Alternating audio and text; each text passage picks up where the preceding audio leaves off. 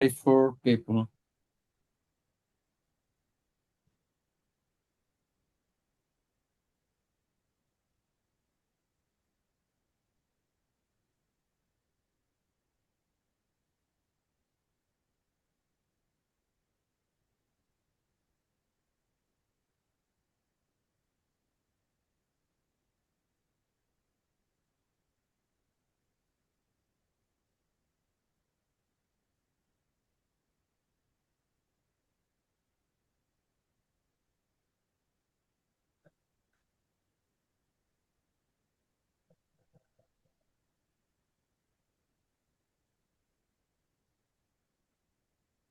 All right.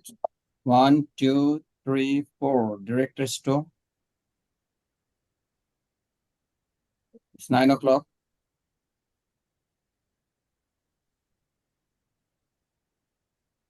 Director Sto. Good morning. My name is Jim Stowe, Director of the Office of Human Rights from Montgomery County. We're so glad that you have joined us today for our actual annual Fair Housing Month. April is Fair Housing Month, workshop and seminar. We hope that you'll be able to tune in the entire time we're here. We will be looking at a number of issues that have come up as concerns within the community itself, and also with those of you who may be, again, landlords or apartment managers, and those of you who may be seeking housing.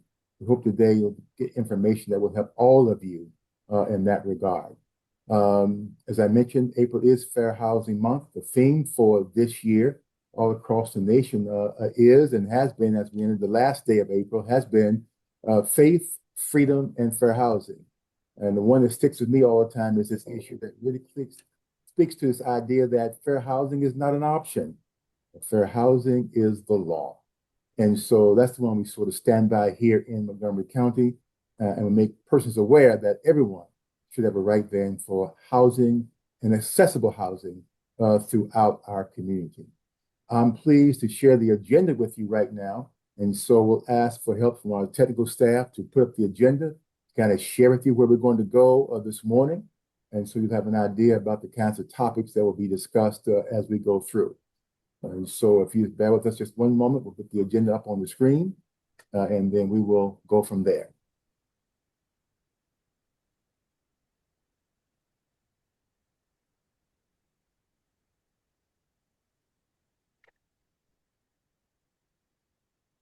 As you can see, we will start off this morning with a commentary of sorts from the co-chair of the Office of, I'm sorry, for the Human Rights Commission for Montgomery County. It is Professor Okemah Christian Dark.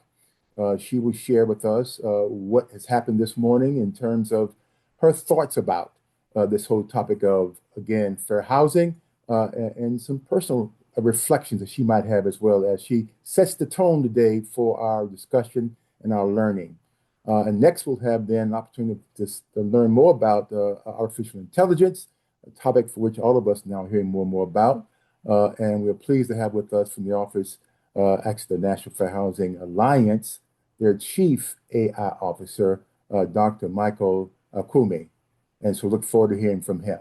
And then we've got a new law here in town, at least from the standpoint of some amendments to the existing Fair Housing Act passed here in this a couple of years ago, as it turns out, in 2024. Ban the box.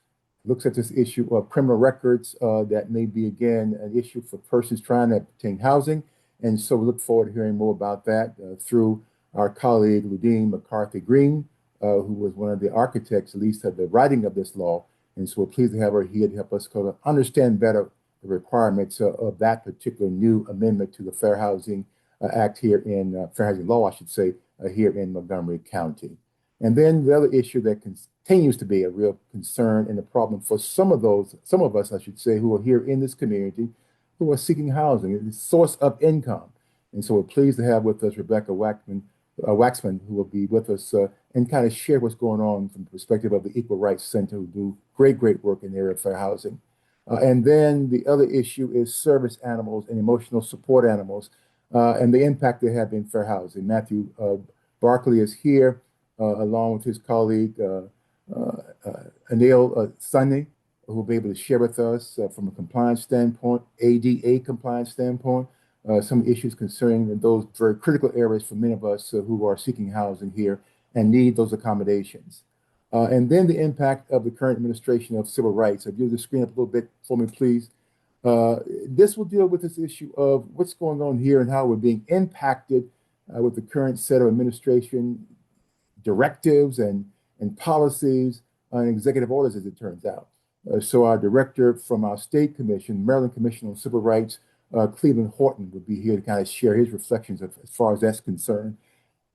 Appraisal bias has been a big issue for us as well. And so we've got our good friend and colleague, Michelle Higgins, who's president of the Greater Maryland Association of Realtists, who will share with us about that issue. Great concern as persons try to move property and sell property and not always getting the best opportunity to get a fair market value for that property because of appraisal bias. And then we'll end with an interactive discussion where we'll talk about some issues that we have had by way of complaints that have come to this office. And so we try to get together persons who might be able to address some of those concerns, and they'll do so at that time of our meeting this morning. We'll have persons coming in from the Department of Labor who will talk about this issue of common areas and access to those common areas. And so we look forward to that as well for the Maryland Department of Labor. And I understand we've got someone sitting in today for us, Jim Hopper and Daniel Gutierrez, who will be with us from the Department of Labor. And then we'll finish up with our own staff who will talk about our process here in the county and how one files a complaint, a number of different areas. They'll talk about those. We'll talk a little bit about our office itself. And then we'll zero in on this issue of fair housing and how one might, again, file a complaint should they have a concern in that area. We'll end then with some questions and answers, and we'll ask then our Commissioner Janice Freeman, who will also be facilitating that last session, to also close us out with any closing remarks. So that's our work today. That will be again promptly after, again, I introduce then our next speaker, and we'll be rolling from there. So again, thank you all for joining us today. And again, we hope this will be a worthwhile time that you'll spend with us and that you'll learn a lot and that you'll be able to take a lot from this time with us. And so we'll remove that from our screen and then have our first speaker. She is in the person of, again, our Vice Chair, Professor Okemah Christian Dark.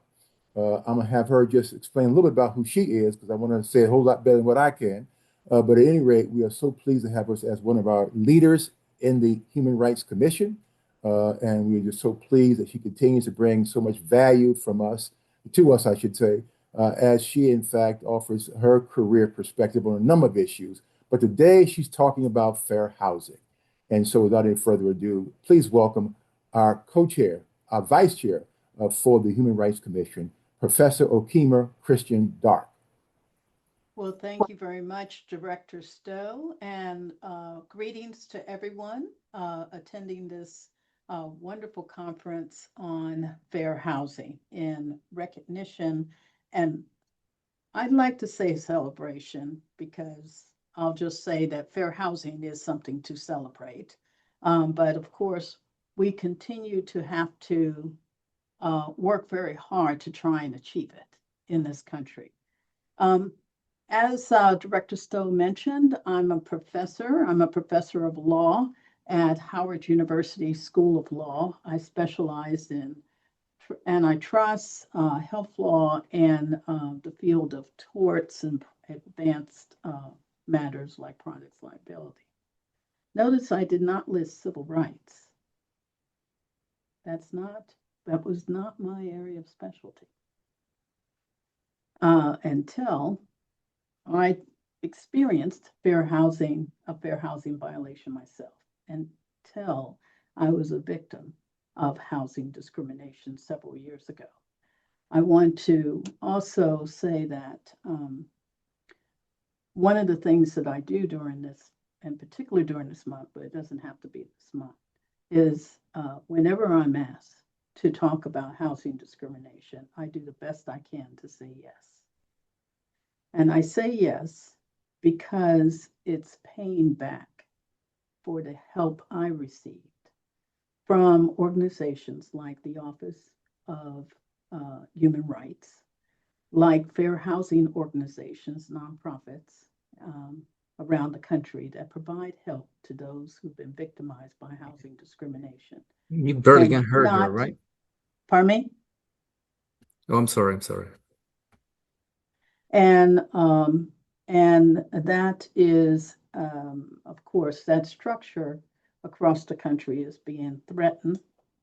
But no matter what, we need to all continue supporting all of them because they are so important to the enforcement of the laws around fair housing. Now, what I find is people are always surprised when they say you were a victim of housing discrimination, because I think sometimes people have a sense that only people maybe who are low income or may not have as much education and their background would be victimized this way. But I just am here to tell you that I know we're in the 21st century, and that we're not in the 18th, 19th, or 20th, but we are still facing the same kind of and in your face, sometimes most blatant forms, sometimes it's not so blatant, forms of discrimination. Now, of course, I took a peek at the National Fair Housing Alliance's 2025 Fair Housing Trends Report, which I recommend everybody take a look at, because I wanted to know what does it look like now in terms of housing discrimination complaints. And of course, the 25 report reports on the data that they received for the previous year. So this is 2024 data. And they have found that 32,321 housing discrimination complaints were filed in 2024, the third highest since they started reporting in 2014. Just maintaining these near record levels. The top category or protected class of discrimination remains disability discrimination. And that, just looking at the agenda that Director Stowe laid out, there are a number of, it's great that you have a presentation on disability discrimination. Makes sense. It's one of the top categories. Another is retaliation complaints have more than doubled. And the complaints, you're not going to be surprised around this, on national origin has risen as well, almost 9%. Now, these trends indicate that the work for HUD and these nonprofits is increasing, and they are the ones who are mainly handling the filing of these complaints, because HUD's volume is significantly lower. So these private nonprofits and organizations like the the Office of Human Rights in Montgomery County are, handling north of 75, or well, it's more than that. It's more like, looks like 95 when I put the numbers together, percent, because HUD is under 5%, just under 5. Now, I was going to just close a different way. I said, oh, just emphasize the complaints that have been filed, the types of complaints, make sure that people are walking away with that, because this agenda is dealing with all of this information or all of these areas very well. But I thought I'd better say something about that, my own story. I was a law professor at the University of Richmond in Richmond, Virginia, looking for a one-bedroom apartment. I identified an apartment through a process that was available to me in the law school. The law school had allowed landlords to place ads or information about available apartments in the career services office so that it would be available to students. I didn't have a lot of time. I was busy. So I said, I'm going to access the same box that the students use and see if I can find a one-bedroom apartment. And voila, I found one that was close to the law school that I was interested in. So I called the landlady. I inquired about the apartment. I will simply say, for the sake of time, that the conversation was odd. I didn't think, I just remember hanging up and thinking that was a strange conversation and went on with my day. That night, I received a call from from a first-year law student. Now, any of you, you have to understand, a first-year law student, first semester, is not calling his or her law professor at 10 o'clock at night for anything. But this student did. He asked me if I had spoken to this landlady. It took me a moment to remember her name. And I said, oh, yes, I spoke with her earlier today. He said, she just called me. And she asked me if you were black or white. And I told her that you were black. What difference does that make? And she told me, oh, no, I don't rent to those kind of people. Those kind of people. He began to apologize for the conversation he had with her. And I think I spent more time on the phone reassuring him that he was not like her than I did anything else. But as soon as I hung up and realized the impact of what had been happening, she had taken me off the list because of the color of my skin, my list of availability. I couldn't be considered for this apartment. She knew nothing about me. She hadn't run a credit check even. I filed a complaint with HUD, but I wouldn't have been able to do that without the help of Housing Opportunities Made Equal. That one of those nonprofit fair housing organizations that took me through the process. You see, I'm not a fair, at that time, I knew very little about the civil rights laws and the processes, but they knew a lot about it, and they were very helpful. The case did not settle through the administrative process, and so I filed a lawsuit. It took 2 years for the lawsuit, which was in federal court in Virginia, to resolve itself in the middle of the trial. What was a matter where I only had an interest in an apartment, a one-bedroom apartment, led to the purchase of a 4-bedroom colonial-style home in a part of the Virginia or part of Richmond that was diverse.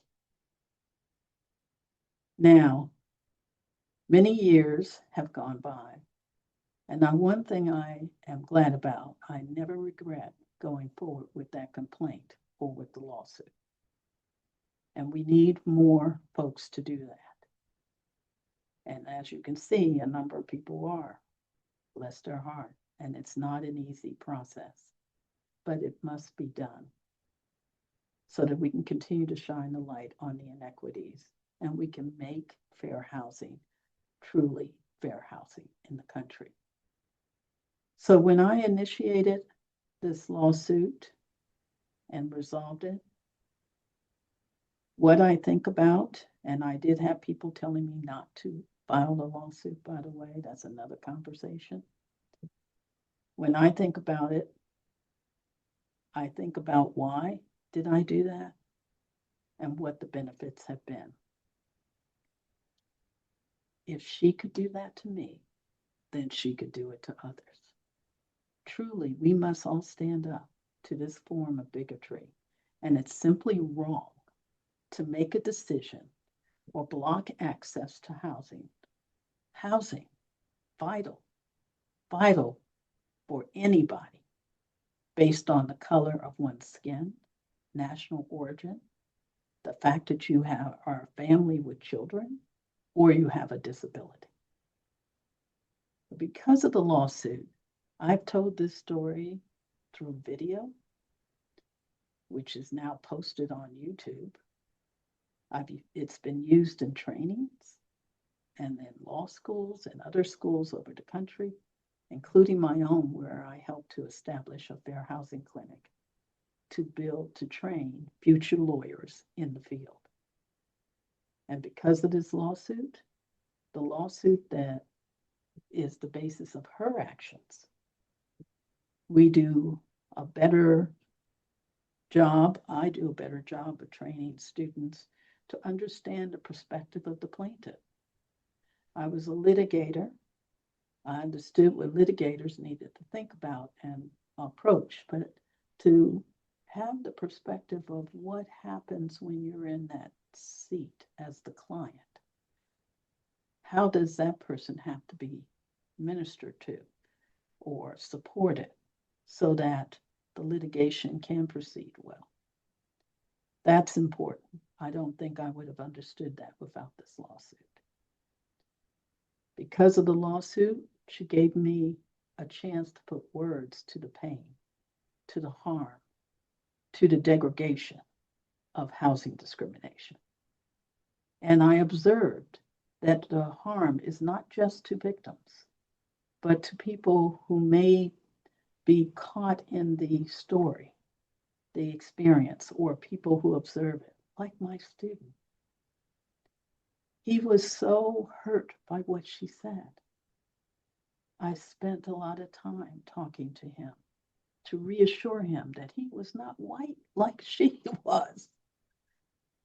That she chose him because she thought he was, but he revealed who he really was, a person of integrity and justice, and simply that's not how he makes decisions in his life. Because of the lawsuit, it gave me a way to be what I now refer to as a flea for justice, and will give others, many others, who file these complaints, and for those who support them, to be fleas for justice as well. So I'll just conclude with one of my favorite quotes. It's not mine. It comes from the former president of the National Organization for Children. So often we think we have to be a big dog in order to make a big difference, and that's simply not true. We just have to be little, persistent fleas for justice. Enough fleas biting strategically can make the biggest dog uncomfortable and transform the biggest nation. So let's get in together. Let's learn what we need to learn today. And let's continue to work together to transform this nation so that fair housing is the way we do business in this country. Thank you so much. Thank you for getting us on to a great start, Madam Vice Chair of the, again, Human Rights Commission for Montgomery County. Thank you for your leadership, and thank you for your witness in this case of this important issue for all of us here in Montgomery County, and certainly 2 areas beyond. So again, thank you so much. I know that you are in the middle of maybe exams, other things going on at the law school, so you may not be able to stay. But at any rate, please stay with us as long as you can. I want to hear about AI. Very good. Okay, thank you. And speaking of which, we have right now before us an opportunity then to hear that presentation. And I am thankful that we have with us one of the experts in the field. And the National Fair Housing Alliance that was made some reference to a minute or two ago by, again, Professor Dark, is certainly one of our preeminent organizations in the country looking at some of these fair housing issues. And so we're delighted to have with us to kind of add to that continuing great professional reputation of, again, being the advocate for fair housing. We have one of their own. He is the Chief AI Officer for the National Fair Housing Alliance. Dr. Michael Akumi is certainly someone I'm anxious to meet and anxious to hear from. Heard so much about him, so we're excited and just feel so appreciative of him making time in his schedule to be with us. Take it away, sir.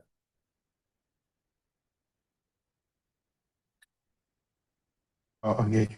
Yeah, thank you so much for the warm introduction. And it was so nice to hear, our Professor Kristen Dark talking about the National Fair Housing Trends Report and more so sharing our experience. I'm delighted to be here this morning and talk to you about what fair housing looks like in the age of AI. And more recently, we completed a study at the National Fair Housing Alliance. And I'll be using our findings from that study to frame my conversations with you. But before I proceed, I want to let you know that please, when you hear me talk about AI throughout my presentation, I'm referring to artificial intelligence, not analysis of impediments that many of you are familiar with. So AI to me means artificial intelligence.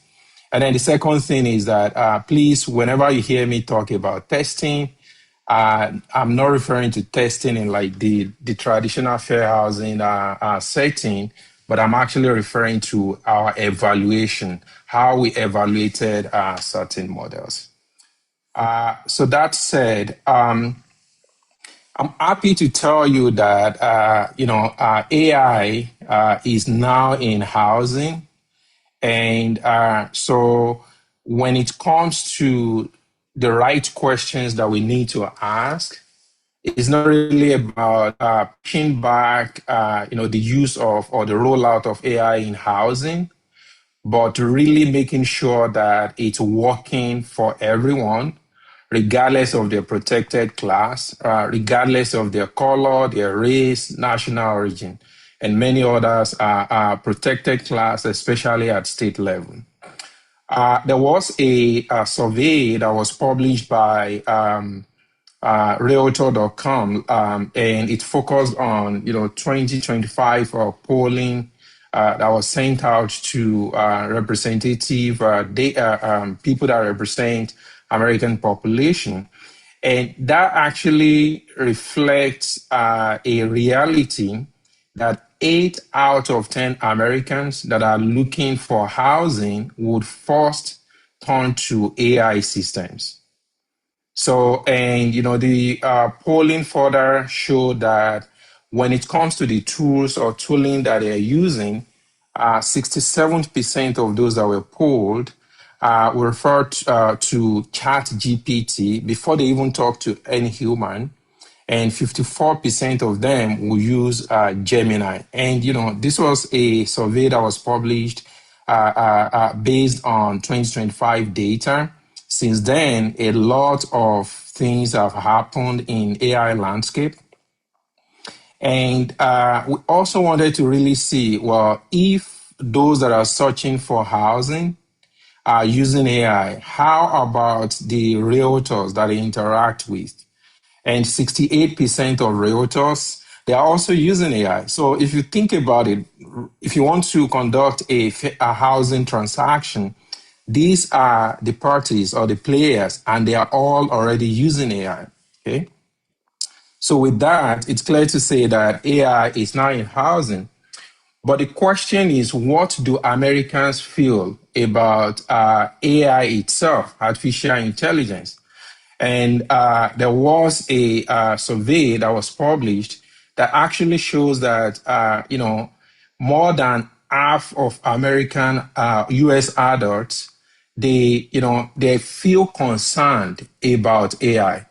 And take that into the context of 8 out of 10 people that are looking for housing, they're already using AI to search for housing opportunities. And here we have where majority of US adults, they are concerned.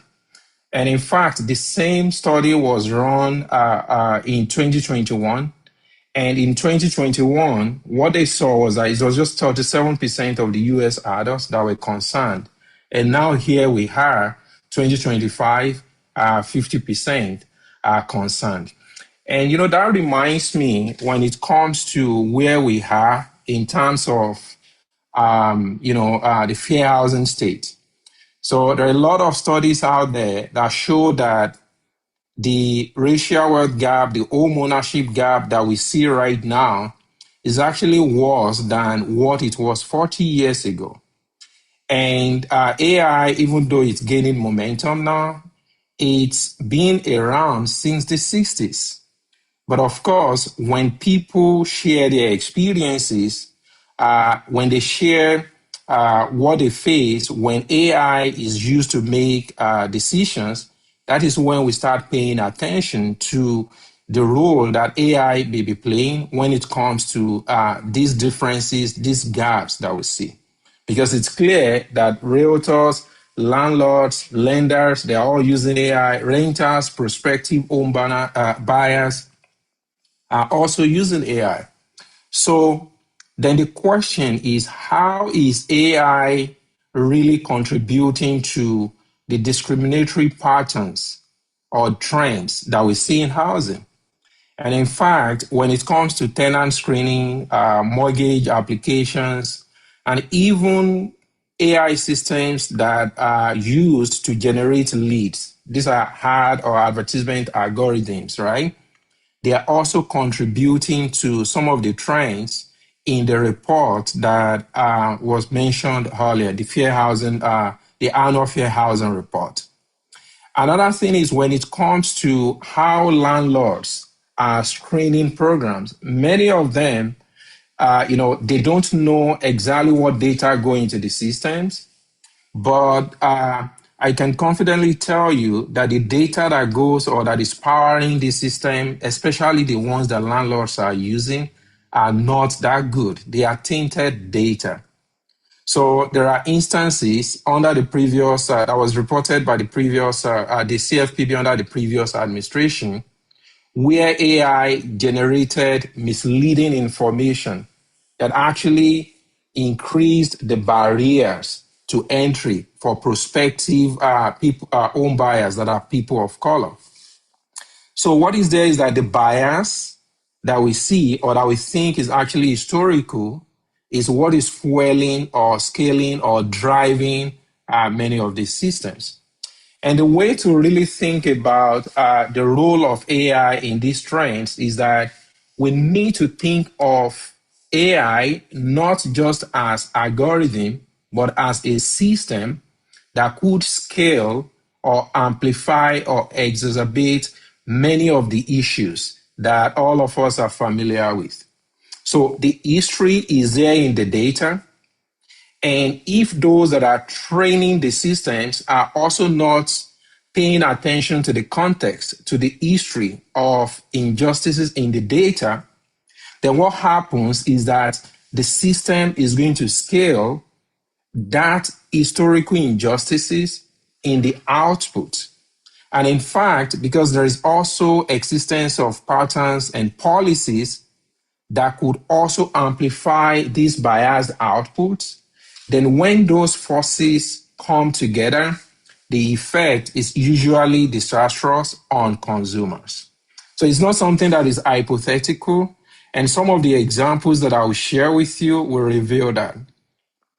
So at the National Fair Housing Alliance, about 1.5 years ago, we decided that we want to evaluate AI systems, especially the ones that are being used in housing. In fact, this study predates the survey that I mentioned earlier that shows that 82% of Americans are now using AI to search for housing. The survey that shows that 68% or 67% of realtors are also using AI. But, when we completed this study, we also evaluated it in the context of other research that were published, for example, by researchers from MIT, where they also looked at one of the models that we tested. So we considered Claude from Anthropic, GPT from OpenAI, Grok from XAI, Elon Musk AI company. And then there were also two international models that we considered, DeepSeek from China, Mistral from France, because we wanted to see if these foreign models that, hypothetically are not exposed to the history of discrimination here in the US, maybe they will show different results. So there were two use cases that we considered, like property descriptions and then also location recommendations. We focused on 4 cities, Chicago, LA, Houston, and also New York. And the results were really impactful when it comes to the way that we are going about testing or evaluating the use of AI and also formulating our policies. The first result that I want to share with you that when we looked at all these systems, how they are being used to describe our properties. In fact, 2 of them stood out because we wanted to see, for example, how well these AI systems understand, the nuances of languages that can appeal across different profiles. And what we found was that the Mistral, which was actually trained in France, was skewed towards mentioning qualities such as top-rated schools more for prospective white home buyers. And of course, many of us here will know that that is a potential violation of the Fair Housing Act. And Gemini, which was developed by DeepMind, a Google-owned company, actually showed that there were differences in the quality of the description and then also the complexity. So, in fact, in our study, we saw that many of these models, the moment they can infer that you're Black or person of color, is Hispanic home buyers, they conclude that your reading, your comprehension ability is actually lower compared to prospective white home buyers. Now, for location recommendations, we try to investigate to what extent all these models that we tested could steer people to different neighborhoods depending on what they infer based on their racial preferences. And then what we found, especially in the cities that we tested, that all the models that we tested, all the 7 models that we tested, they actually showed, they manifested significant potential for racial steering. And keep in mind, these are the same models that both home buyers or renters and realtors are using to, for example, describe properties or maybe even interact with one another. But there are 4 results that I want to share with you because, in fact, when we looked at this, we couldn't believe it. Mistral, which was, again, a foreign developed AI system, 89% of the time, it was steering people of color to majority Black neighborhoods. And in fact, just sit and think about what that really means. If that is the same model that Americans are using to search for properties online, you can see how that can amplify, the segregation that we know already exists in our communities. And the same thing when we look at Chicago, for example, we saw the same result. When we look at LA, the use of Claude in LA, we saw the same thing consistently across all the 7 different models that we study. So, which means if you go to some of these listing sites, chances are that what people will be reading will likely steer them to neighborhoods that, in quotes, pretend to reflect their racial composition. Now, what I want to tell you is that in our investigation or evaluation, we found that it is very, very important that one, those that are developing the systems or deploying them, and two, those that are using the systems are aware of these potential fair housing violations. Because what we did in our study was that working with our enforcement team, we wanted to put our decades of experience in fair housing into context and see if that knowledge that we have, if that proprietary information that we have as fair housing advocates can address the steering concerns that we saw in the models. And what I'm happy to share with you is that context really matters. How the systems are prompted really matters. Because we found that when fair housing considerations are included in the context of the model and also the prompt, we saw significant reduction from 46% recommendations, right? When we're looking at GPT, it decreased significantly. The risk of steering decreased significantly to 5%. And that's why it's really important that, fair housing training, understanding of, some of these fair housing issues are factored into consideration. Now, you might be saying that, well, we only tested 4 cities, and none of those cities actually includes cities in Montgomery County or even in Maryland, right? But I want to tell you that the issues are not just limited to those cities. In fact, about 2 months ago, the Washington Post published a news article. And that news article was really about how some of these systems are claiming to have opinions. And in fact, even though none of the cities that were included in that study includes the ones from Montgomery County, but I thought of a city that is closer to home. In fact, closer to literally where I live, and that's Baltimore. So when ChatGPT, which was again ChatGPT 4.0, was asked what it thinks, in quotes, about Baltimore, right? And in fact, there's no way we talk about redlining or the history of redlining without Baltimore. To us, it was not surprised that ChatGPT was saying that, well, in Baltimore, above average, majority of the people, they're using drugs. Majority of the people, they are unfriendly. Majority of the people, they are people who are stressed. And think about it.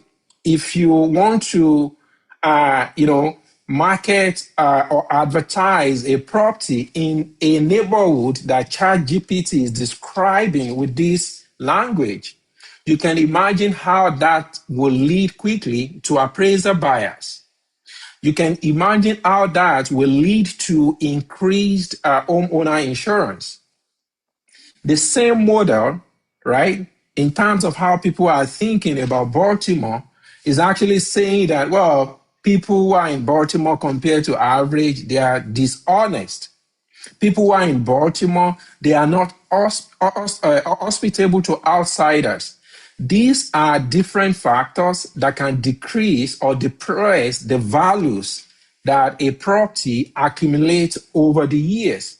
Now, like I said, we don't want to say that, well, because we don't see any evidence of this in Silver Spring, for example, in Bethesda, for example, then absence of evidence means that they are not happening. But I want to tell you, sadly, that absence of evidence here is not evidence of absence. So we need to pay attention to how these models are being used in our neighborhoods to describe properties, to recommend properties. So I'm going to conclude by really helping you to visualize the big or bigger issues here. At the National Fair Housing Alliance, we always say where you live matters. And this shouldn't be strange to you all, that where someone lives determines, for example, their access to schools or the access of their children to schools, the quality of schools that they have access to, employment opportunities, for example, how long you have to drive to your healthcare facilities, for example, and of course, intergenerational wealth that you accumulate over the years. So we've shown from our study that all these systems that are being used, they have that potential to steer buyers, right? So we know that AI systems, they can steer home buyers, and including renters as well. So what that means is that they can reinforce or accelerate, the existing segregation patterns that we have in our neighborhoods, right? We heard, for example, from Professor Christian Dye that there was a landlord that was saying, I don't rent to Black people. That's, only going to take a handful of instances before you get data that actually fuel that same patterns in these systems. Every housing transaction that you can imagine, based on some of the examples that I shared with you, they can reinforce, unless, there is intentionality here, they can reinforce some of the patterns that we are all familiar with. And you may see that in my presentation, I intentionally refuse to use the word history, because the moment we talk about historical issues, what comes to mind is that, well, all these issues, they are in the history. But I want to tell you, based on what we are seeing and what I've presented to you, no, they are not just in history. These are legacy issues that are still in the data and the systems that are powering the housing industry. So what does that mean? There is an opportunity here to increase our oversight.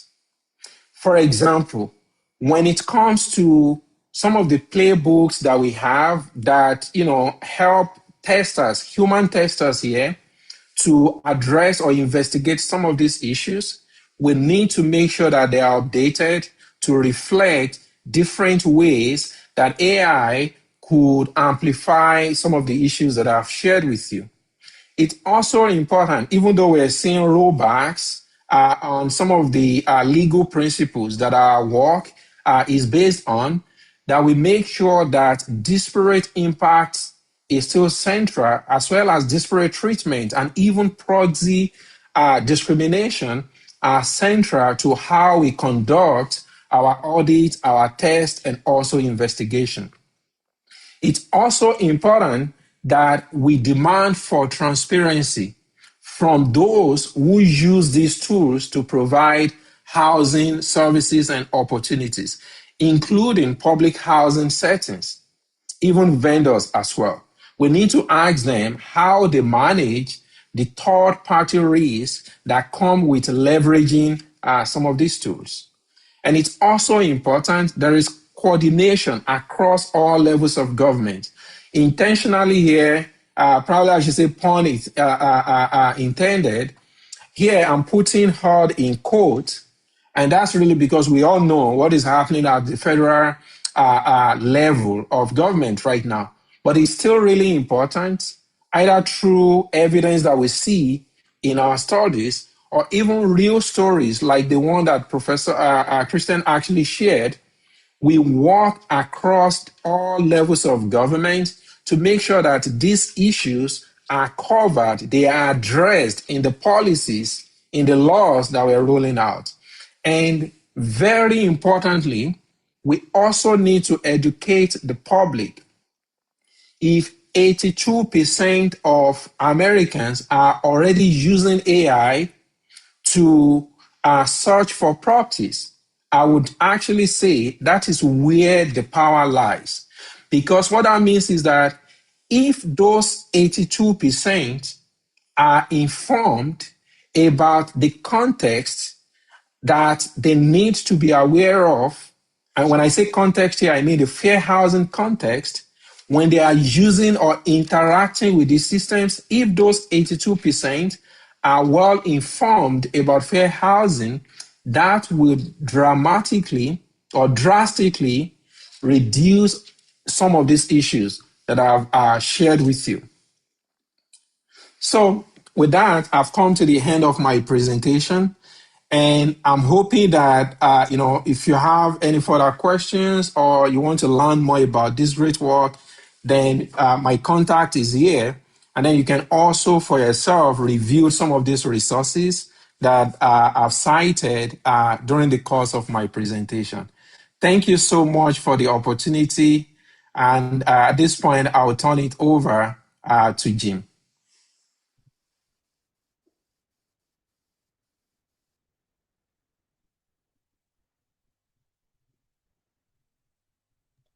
Dr. Stowe, you are on mute, please. Thank you. I'm having a little difficulty here with my camera here today, so let me just move on. Again, thank you so much. My goodness, we could have had obviously a lot more time with this topic, and we hope we will in the future. By the way, to those who are watching and a part of this discussion today, we're going. There's more here. There's more here that we need to certainly investigate and be a part of. So we hope to have Dr. you come back and maybe have just a special session just on things that you found out since the time we have had you today. And so again, thank you so much to the National Fair Housing Alliance, as well as to, again, the president and CEO of the National Fair Housing Alliance, Lisa Rice, and also my good colleague, Cheryl Brown. Again, always our gratitude to those persons who continue to give great leadership in the area of fair housing and fair housing education. So thank you, Doc. Appreciate you very much. Yeah. Thank you. Thank you so much. We'll continue on with our discussion. And right now, we're going to talk about a new law that is, and I keep saying new law, it's not really a new law, it's an amendment to the existing law. And that is to say, the existing law dealing with fair housing in Montgomery County. And I'm pleased to have with us now, joining us, Ludine McCarthy Green, who is one of our attorneys with the Montgomery County Council.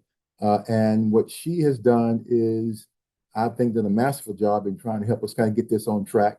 But this really was about trying to allow opportunities for those that may have been incarcerated and also for those who may be homeless to not automatically be disqualified from housing opportunities as they try to regain access to their lives and to their positions in their communities and so forth.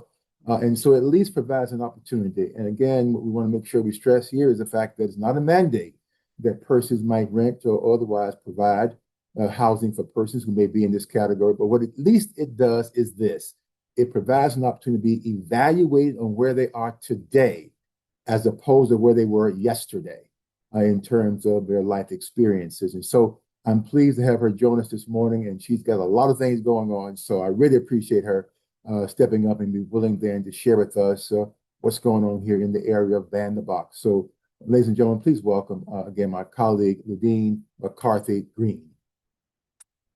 Good morning, and thank you, Director Stowe, and thank you to your team, the Office of Human Rights.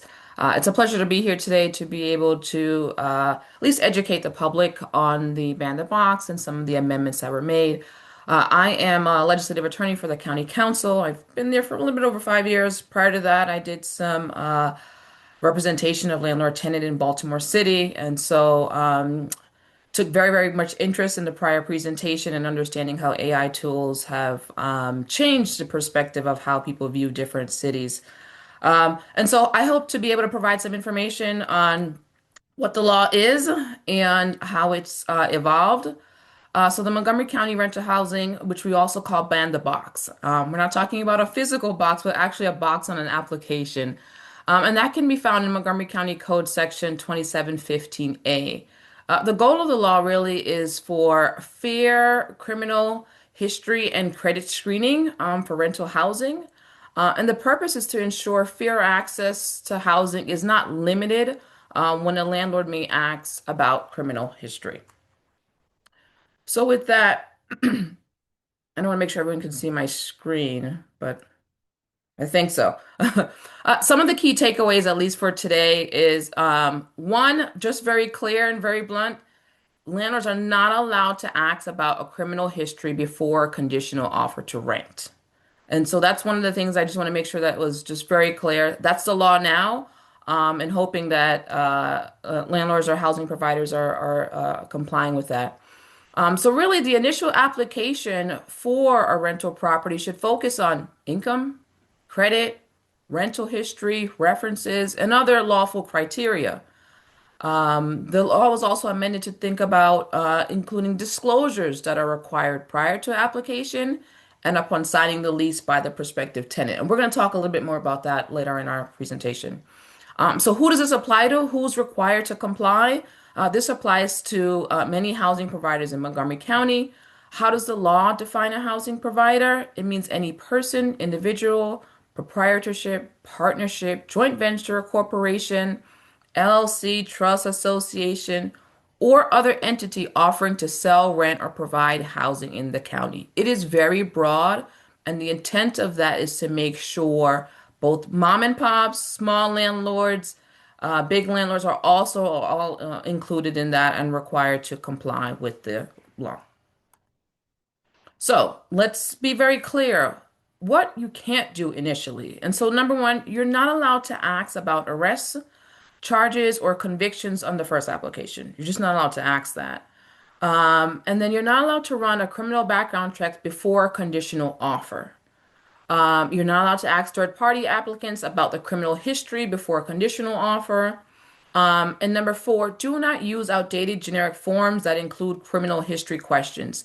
That may happen. And maybe you have a landlord who has been in the business for a very long time and is very comfortable with a form that they've used maybe 5, 6, 7 years ago and still uses it now. That's one of the things that just to look at to make sure your forms are compliant with the laws today. We had a presentation talking about AI. We want to make sure if we're using an AI-related form, that it is also compliant with Montgomery County laws regarding not asking for criminal history on the application. So, what must you disclose? You have to explain your screening process in the rental application. And that was required under when this law was first passed in 2021. We'll talk about how when the Housing Justice Act was passed, how that expanded that. So one, you got to be able to explain it. Two, disclose any credit history requirements. Disclose criminal screening procedures is used after a conditional offer. And do not change the standards while an application is pending. That may happen where initially you gave an application, applicant filled it out, then realized, I want to change the criteria. That's not allowed. That could be considered discriminatory as well. So what are the records that you cannot use? Arrest not resulting in a conviction. So an individual may be arrested for something, but if it has not resulted in a conviction, you're not allowed to use it against them to deny them. Any expunged or confidential records you're not allowed to use to deny an individual. And here, this is with the original law, certain minor or misdemeanor offenses. The county law is pretty broad on several different minor offenses that you're not allowed to use. Some of them are listed here as theft, trespass, possession of marijuana. And then older misdemeanor convictions are not allowed to be used to deny an individual. And that's, like I said, under Code Section 2715A of the Montgomery County Code. So now that we talked about what's not permitted before, let's talk about what you can do after the conditional offer. So an individual has applied, they filled the application, and now you've decided that after looking at all the other criteria, you are interested in renting or proposing an offer. You're allowed to do a limited criminal screening after the conditional offer. So you are allowed to take into consideration certain sex crime convictions or any registry status as permitted by law. If you are rescinding an offer, you need to provide a report. You need to be able to explain the basis and allow 7 days for the applicant to dispute any inaccuracies. That's what's required, and that's what is allowed after you've decided to offer for rent to the applicant. Now, what has changed? What is the Housing Justice Act? And what were some of the provisions that were included to strengthen the law? And so in 2024, Bandit Box was amended under Bill 824, which we call the Housing Justice Act. And there's at least 4 key takeaways. One of the first thing is that you're required to post the disclosure on the website or in your leasing office. So what are you actually posting? The law is very specific. You need to have, I'm sorry, let me go back. You need to have a sign that actually says, either on your website that is controlled by the landlord or that is in a leasing office if you have an actual building. And it must say that in accordance with Montgomery County Code, a housing provider may not ask questions related to criminal arrests or a conviction before a conditional offer for rent is made by the applicant unless permitted by law. Now, even though I've said this, the reason why or the impetus behind Bill 824 is that while the county council enacted Ban the Box in 2021, the issue here was with full transparency. And I think we heard a little bit about that before. How do we know that the law is being applied? And so what was required here is that if an applicant is denied, how do they know that they were informed of their rights during the application process? How did we know that the landlord provided a disclosure that they weren't going to ask about their criminal background? And so the issue here is that we weren't very sure in having a check and balance with the law. And so the Housing Justice Acts require disclosures. By now, it needs to be on the website.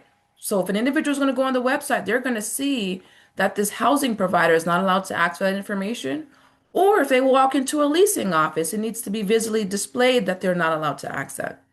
In addition to that, a part of the rental application, and this is the big piece of the Housing Justice Act, the rental application must have a form, or we refer to it as an addendum, that specifies that the landlord is not allowed to ask. And it also requires that the prospective tenant signs the form so that they understand. And so what Housing Justice Act was strengthening the existing law, and it also now puts a lot more record keeping on the landlord. The landlord is required to keep the rental application and the addendum that was signed by the tenant on hand for at least 1 year. And so that wasn't before. Now that's required. And the reason why they keep it for 1 year is if an individual was denied and realized that there was some discriminatory practice or act, there is an opportunity to go back and review those records to see if the landlord or housing provider acted in accordance with law or not. Really, the Office of Human Rights, has the authority to investigate a housing discrimination complaint. But to be honest, if it lacks sufficient documentation to support the claim, or if maybe the applicant never raised a claim, it's hard to investigate that and to be able to hold a housing provider compliant. And so now it requires the landlord to include an addendum with the rental application, have it signed, and must retain that for 1 year. And so for buildings that have 10 units or more, Office of Human Rights can randomly do an inspection of your rental records. And so this is very important because landlords may say, deny the applicant and have thrown it away. And if the applicant may have raised a complaint, or if the Office of Human Rights wants to do an investigation and you don't have that, you would be considered not in compliance with Montgomery County law. And so if you have a building that's more than 10 units, you are subject to a random county inspection. This ensures, obviously, that this is happening. It's a check and balance. Not only are they being informed, but there's record keeping on the back end. And then, lastly, if the tenant is accepted and given the offer and will be leased the rental unit, you are required to include with the lease the addendum that showed that you did disclose that the rental criminal history was not a part of the application. And so it is a check and balances. It strengthens the existing law, and it gives the complainant the opportunity to double back to say, hey, I was denied this, and they asked me about my criminal history, and I was denied because of that. Now it strengthens the teeth of the Office of Human Rights and makes the law more fairly applied and more transparency there. So, just as a best practice, update all application forms. Train your leasing staff and agents. Coordinate with your screening vendors. I know there's some third-party vendors that you may use. Make sure that they are including that. Use consistent written criteria. Make sure it's written. The addendum form that I've been talking about that you can include with at least the Department of Community and Housing Affairs, DHCA, has a template for landlords that you can use. So I would reach out to them. And document notices and decisions. If you have rejected a tenant for a prospective applicant for whatever reason, maybe it's to credit or prior rental history, make sure that's clear. Make sure it's not because of a conviction or any other arrest records. Enforcement risk. So complaints may be filed with the Montgomery County Office of Human Rights for investigation, or the office may independently initiate an investigation for discriminatory practice. So it's either or. It can be raised by the prospective applicant or by the office. Retaliation is prohibited, and noncompliance obviously can create some legal, financial, and reputational risk. So what's a recommended workflow? You receive an application, you review it based on income, credit. We talked about references and background. You make a conditional offer. After the conditional offer, you are for some limited screening, being able to look at criminal history. We talked about some violations that would be prohibited. And then you put your final decision in writing or notice. And I will tell you that record keeping is really the takeaway from this, to be able to show that you are trying to provide fair housing and equal opportunity, and banning the upfront requirement of asking for any criminal or screening information that is not allowed under law. So with that, Director Stowe, that completes my presentation, and happy to share anything else or any questions that you may have for any clarity. Thank you so much. Indeed, Ladine, excellent presentation. And I think that we are hopefully a lot clearer about what's required in terms of the efforts on behalf of landlords and those who may be apartment managers, about what their roles and responsibilities are as it relates then to these new amendments. We're going to talk a little bit more about the enforcement part of this later on in this presentation, about what we're going to do. But I think you've already laid out pretty much what it is that we're responsible for. And so we do want at least have persons to understand when we do come, the Office of Human Rights, when we do come and we have an inspection of your property, what we're looking for, the kinds of questions we're going to be asking, and the kind of information that we'll be seeking. We'll talk more about that a little later on in this presentation. But the point we're making now, though, is we want you to understand, hopefully we've been able to communicate that through Ladine's presentation about what the new law is and what it says, and she did an excellent job in doing that. So again, she too is a very busy person, so I want to thank her for also stepping up and allowing us to use her skills and talents and knowledge of this law to be shared with you today. So again, thank you, Ladine, really appreciate it. And you've got us actually back on schedule, so thank you. We next go to a very important part of our program, because this is a growing issue that continues to confound us, because we try to explain it and we still have issues and concern with people understanding it in the marketplace. And more importantly, those who are seeking housing, their frustration sometimes in trying to obtain housing, even when they've got an actual housing subsidy or source of income. And so at any rate, we're very pleased to have with us today to kind of share more about that is Rebecca Wackman. Rebecca is with the Equal Rights Center, another organization that's been on the forefront of a lot of concerns and issues that have been addressed throughout the DMV in the area of fair housing. And so we're hoping that when you hear her presentation, you might be a little clearer about what all of our responsibilities are as it relates then to, again, looking at sources of income as a real legitimate way of persons paying their rental payments and other kinds of expenses associated with them obtaining housing. And so without any further delay, I want to introduce then Rebecca Wackman, who will come on and be able to share with us. It's Waxman. I'm sorry, Rebecca. No, thank you so much. Can I just get a confirmation that you guys can actually see the PowerPoint slide? Okay. We can see this. Yes, we can see it. Great. Looks great. Okay, fabulous. So Thank you so much for the introduction. Again, my name is Becca Waxman, and I'm a training specialist with the Equal Rights Center, and really, really glad to be with everybody today. So I just want to go ahead and just provide a very brief disclaimer, which is that I am not an attorney, so I'm not going to be sharing anything about legal advice today. And I also do not work for the Housing Authority. As Mr. So said, I work for the Equal Rights Center, which is, well, I'll tell you about it now.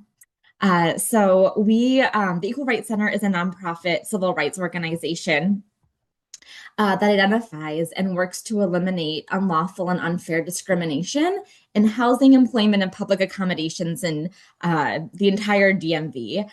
So our office is in DC, but we very much work closely with many partners throughout all of Maryland, definitely Montgomery County and Virginia, and also nationwide. Within the Equal Rights Center, we run our multi-family housing resource program. This is where I get to spend most of my time. And this is where we get to work really closely with different types of housing providers to make sure that people understand that fair housing is not just like we don't do it because it's simply the right thing to do, but it actually is a very smart business practice, right? These things work hand in hand. And what this program does is help housing providers stay compliant with fair housing laws, fair housing best practices, both on the federal and local level. This is a little bit of the programs that we run within the MHRP. We conduct civil rights testing. Housing providers actually contract with us, many do, so that it's like compliance testing to make sure that they are actually employing these best practices. We conduct a lot of live fair housing trainings for advocates as well as for housing providers. We also provide a lot of e-learning services, technical assistance, lease reviews, things like that, policy reviews. And if folks have any questions about this, definitely let me know. I want to go ahead and start us off. Can't really talk about source of income as a protected class without getting a broader understanding of fair housing and the Fair Housing Act. And we see here there are three key components of fair housing. We have protected classes, which are these legally protected parts of our identity that are protected against discrimination. We have prohibited activities, and these are it's basically a laundry list, I'll show you in a moment, of things that should never happen as a result of someone's protected class.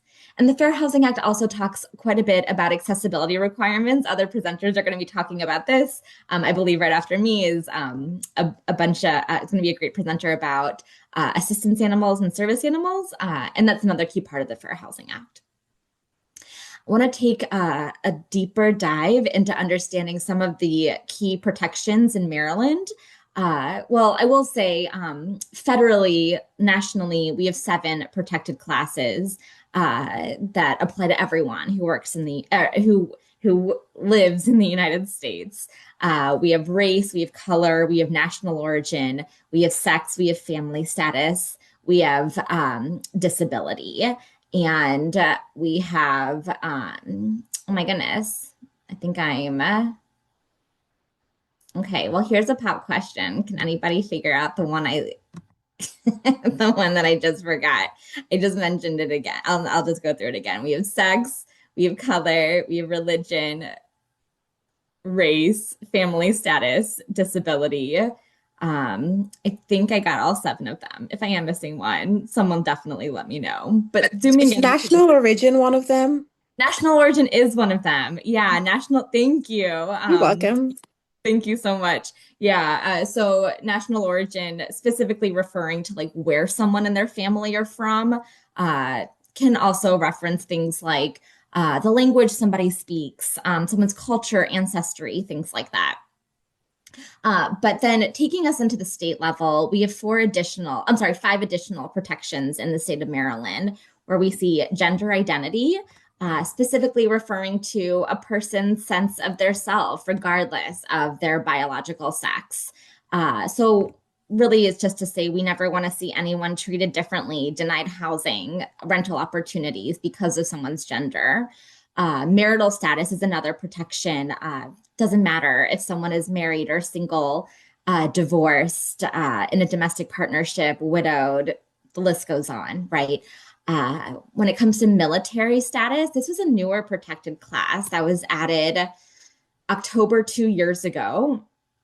And it really just says that landlords, housing providers should not be discriminating against people on the basis of their military status. So an example here could be, refusing to negotiate rent, a lease with somebody who's an active duty military or active duty service member, because that housing provider is like, well, what if that person might need to terminate their lease because they're called up to serve, right? That would likely be an example of military status. Sexual orientation is another statewide protected class. The sexual orientation, we're really just talking about a person's attraction to other people. So we're thinking anyone who's lesbian, gay, bisexual, transgender, and it's not exclusively those four, but the list goes on. And then we get to the big one, which is source of income, what we're all here to talk about today, which really just, means that nobody should be told that they can't rent or buy based on using any lawful source of income. And then in Montgomery County, we have some additional protected classes. And just a note about how these protected classes stack up. Anyone living, working in Montgomery County is going to need to know and be aware of the 7 federal, the 5 state, and yes, there is some overlap, but then additionally the 5 local. So we're always adding protected classes to the one that comes before it. So in Montgomery County, we definitely don't want to see any sort of preferences for who someone wants to sell or rent to based on how old they are, based on their ancestry, which is very similar to national origin. Want to make sure we allow for accommodations if somebody needs to care for somebody in a legal blood or dependent relationship. That's the family responsibilities protected class. If there's children, also very similar to family status, right? We never want to treat anyone differently because of the presence of children under 18 or because someone's expecting a child, like pregnant, fostering, or adopting. And then again, we see here, we have source of income as a protected class in Montgomery County. And guys, I didn't say this. I'm seeing folks chiming in the chat. If anyone has any questions at any point in time, I'm absolutely fine with folks interrupting me or just coming off of mute to ask a question. We do have the chat box open now. Great. Thank you.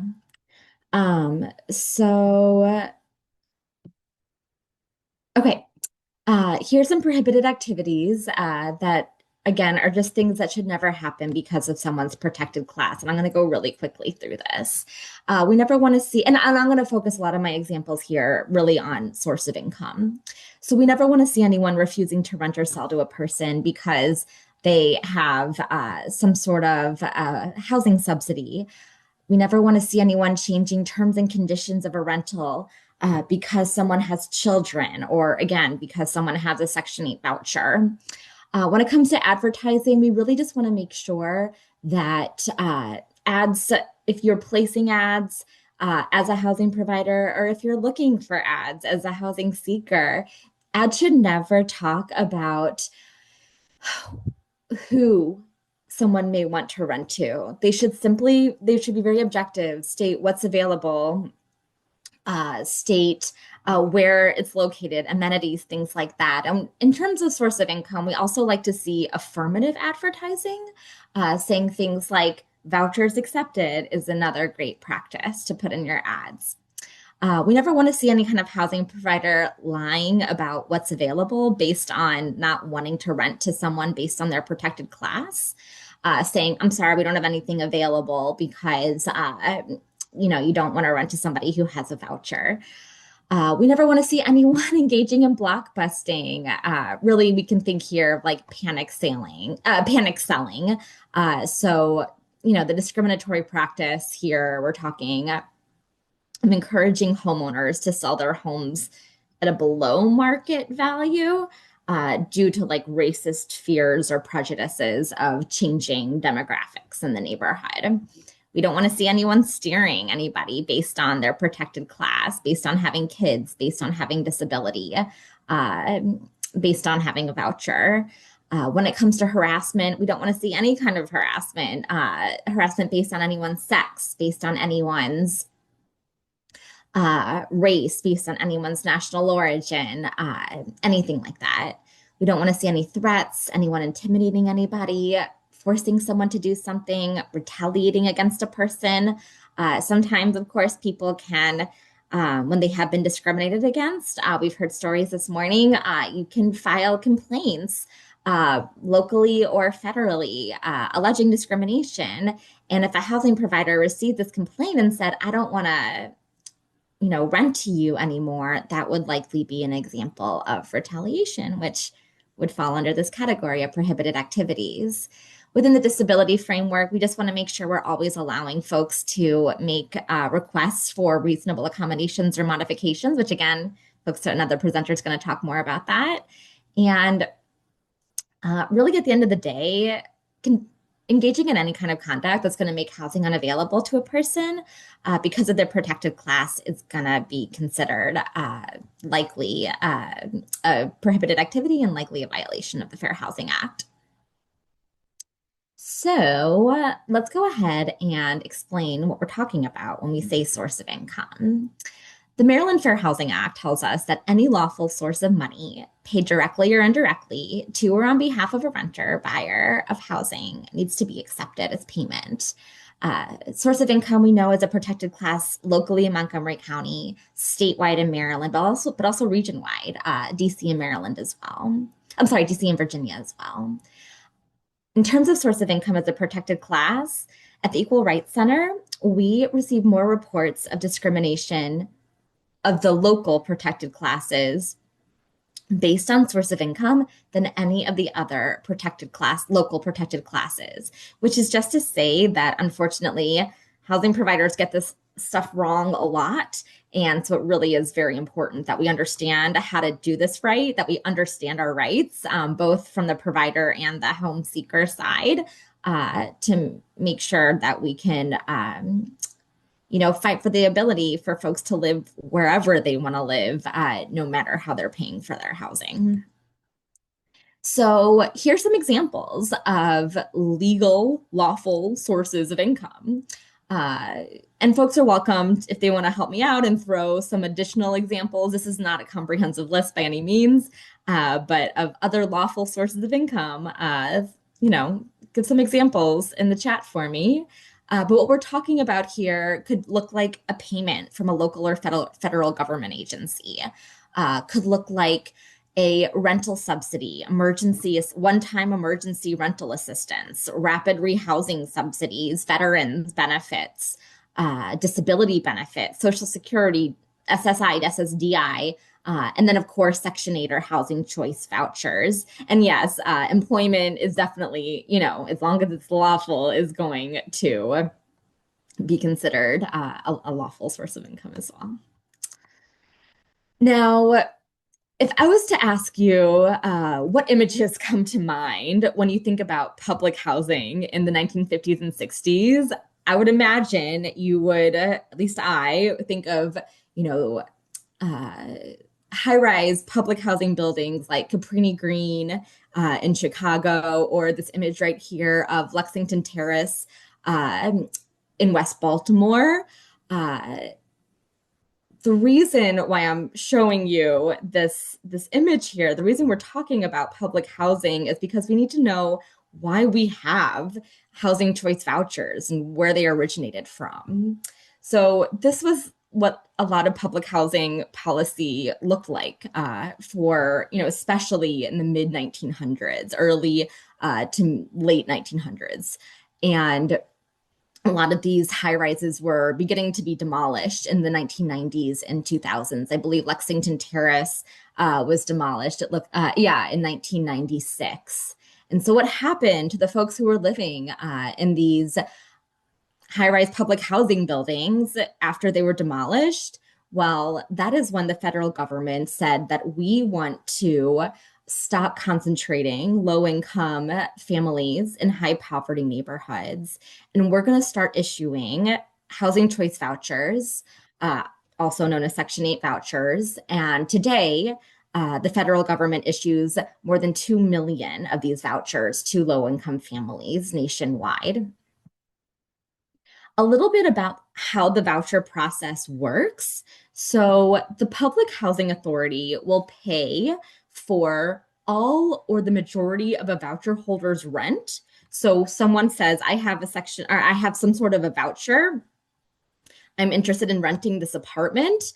It's important to know that the Housing Authority is going to be paying for the either, again, all or the majority of that individual's rent. Oh, I think I might have just stopped my screen share.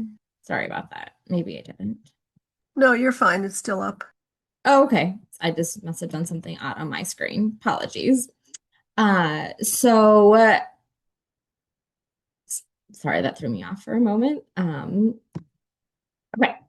So if the voucher holder does have any earned income, they're going to be contributing 30 to 40% of their income. So if they receive Social Security or they have employment income or any sort of income at all, they're going to be contributing, again, 30 to 40% of their income to their monthly payment.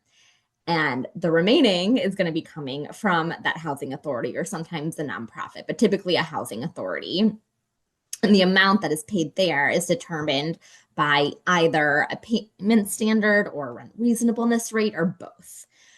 Now, the process for renting to a voucher holder really is only slightly different from renting to somebody who is paying without using a voucher. So housing providers are going to receive interest in a unit, asked to fill out an application likely, and then the housing provider is going to receive the voucher holder's request for tenancy approval packet. You're going to complete it. And it's really just like asking for like a lot of information, like a basic information about like your address, who owns it, things like that. And then you return it to the housing authority. From there, an inspection is scheduled, conducted, and ultimately the lease is finalized. During the term of the lease, it is the responsibility of the housing provider, of the landlord, to keep the unit in a decent, safe, and sanitary state, while it is the resident's responsibility to uphold all aspects of the lease, just like anybody, no matter how they're paying for their housing, would need to do. We understand now what is source of income as a protected class. We understand now, hopefully, a little bit about the process for renting to someone who has a voucher. I told you that source of income discrimination is something that is the most reported form of form of local discrimination that we see at the Equal Rights Center. So let's talk about what that looks like. This right here are things that our actual clients have been told on more than one occasion. Potential or possible forms of source of income discrimination can look like someone saying no vouchers allowed. We don't accept any disability benefits. We accept permanent vouchers, but not rapid rehousing. And yeah, we accept vouchers, but you also need to have a job here to live here. Another example of potential discrimination would be making up excuses, a housing provider making up excuses because they don't want to rent to somebody who has a voucher. A common excuse that we hear about is being told that property isn't pre-approved by the housing authority. In fact, there is no pre-approval process that the housing authority grants to any sort of landlord or homeowner or housing provider. Again, that is just a misconception. It is an excuse that folks with vouchers often hear as a reason. It's like a coded reason to not want to rent to somebody. So now we can turn to best practices to avoid these examples of source of income discrimination that we just looked at. First, this slide is really about credit, but just a note about considering credit. as a housing provider when you are looking to make sure that you're renting to someone who's going to uphold uphold the entirety of a lease that is obviously in any housing provider's business, like legitimate business interest to do that. But if you're considering somebody's credit, specifically their credit score, we need to know that credit scores alone are there have been many, many reports that have shown that they alone are not good indicators of someone's ability to pay their rent. Rather, things that are way better indicators are looking to someone's rental history, looking at recommendations from, recommendations from prior landlords or history of utility payments, cosigners, things like that. Now, while the Maryland Fair Housing Act doesn't prohibit housing providers from requiring tenants to have a minimum credit score, if a minimum credit score requirement has a discriminatory effect on applicants based on their source of income or another protected class like their race or national origin, it then could violate the Maryland Fair Housing Act. So how do we avoid source of income discrimination with these types of credit checks when we're screening folks who have vouchers? Well, we want to consider an applicant's credit score and their history on a case-by-case, on an individual basis. We don't want to be changing requirements based on whether or not someone has a voucher.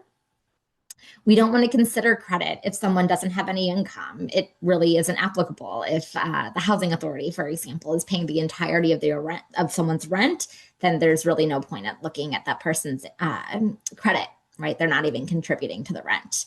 And if no sufficient credit is available for an applicant, that's absolutely when it is a best practice to conduct that individualized review, to look at that payment history, to look at that bill payment history, to look at other similar evidence of an applicant's likelihood to pay their rent on time. Minimum income requirements is also where things go awry. So this is an example. It's very common practice to ask applicants to income qualify. And so that's saying things like, you need to make 2 or 3 times the monthly rent to qualify to live here. That is a fine thing to do, but there's a right and a wrong way to do it. So in Maryland, we can walk through this example right here. So if someone is running to rent an apartment who has a voucher and the total rent is $2,000 and the voucher is covering $1,800 a month, but the renter has income, maybe they work, and so they're paying $200 a month. The correct way for that person to income qualify would be to ask them to make 3 times their portion of the rent. So to multiply $200 times 3, in essence, making sure that that person can, to income qualify, would need to make $600 a month or $7,200 a year to income qualify. And of course, just, I guess, a pop quiz math question for anybody. Can anybody tell me if that individual had no income and a housing authority was paying the entirety of the rent, how much would that person need to make to income qualify? $0. Thank you. Okay. Everybody gets an A+ for their math. This very difficult math question of the day. Just for time, I'll maybe do, let's see. Oops. Yeah, let's do just maybe 1 or 2 scenarios, and then I'll wrap up with some best practices. So after explaining, just a practice scenario so we can see how this actually applies. So after explaining which 2-bedroom units are available to a prospect looking to rent in Montgomery County, the prospect asks if housing choice vouchers are accepted, and the agent says, look, if it was up to me, absolutely, but it's not. It's up to the landlord. And can anyone help me out either in the chat or come off mute, what should that agent have said? This is wrong. What should that agent have said instead?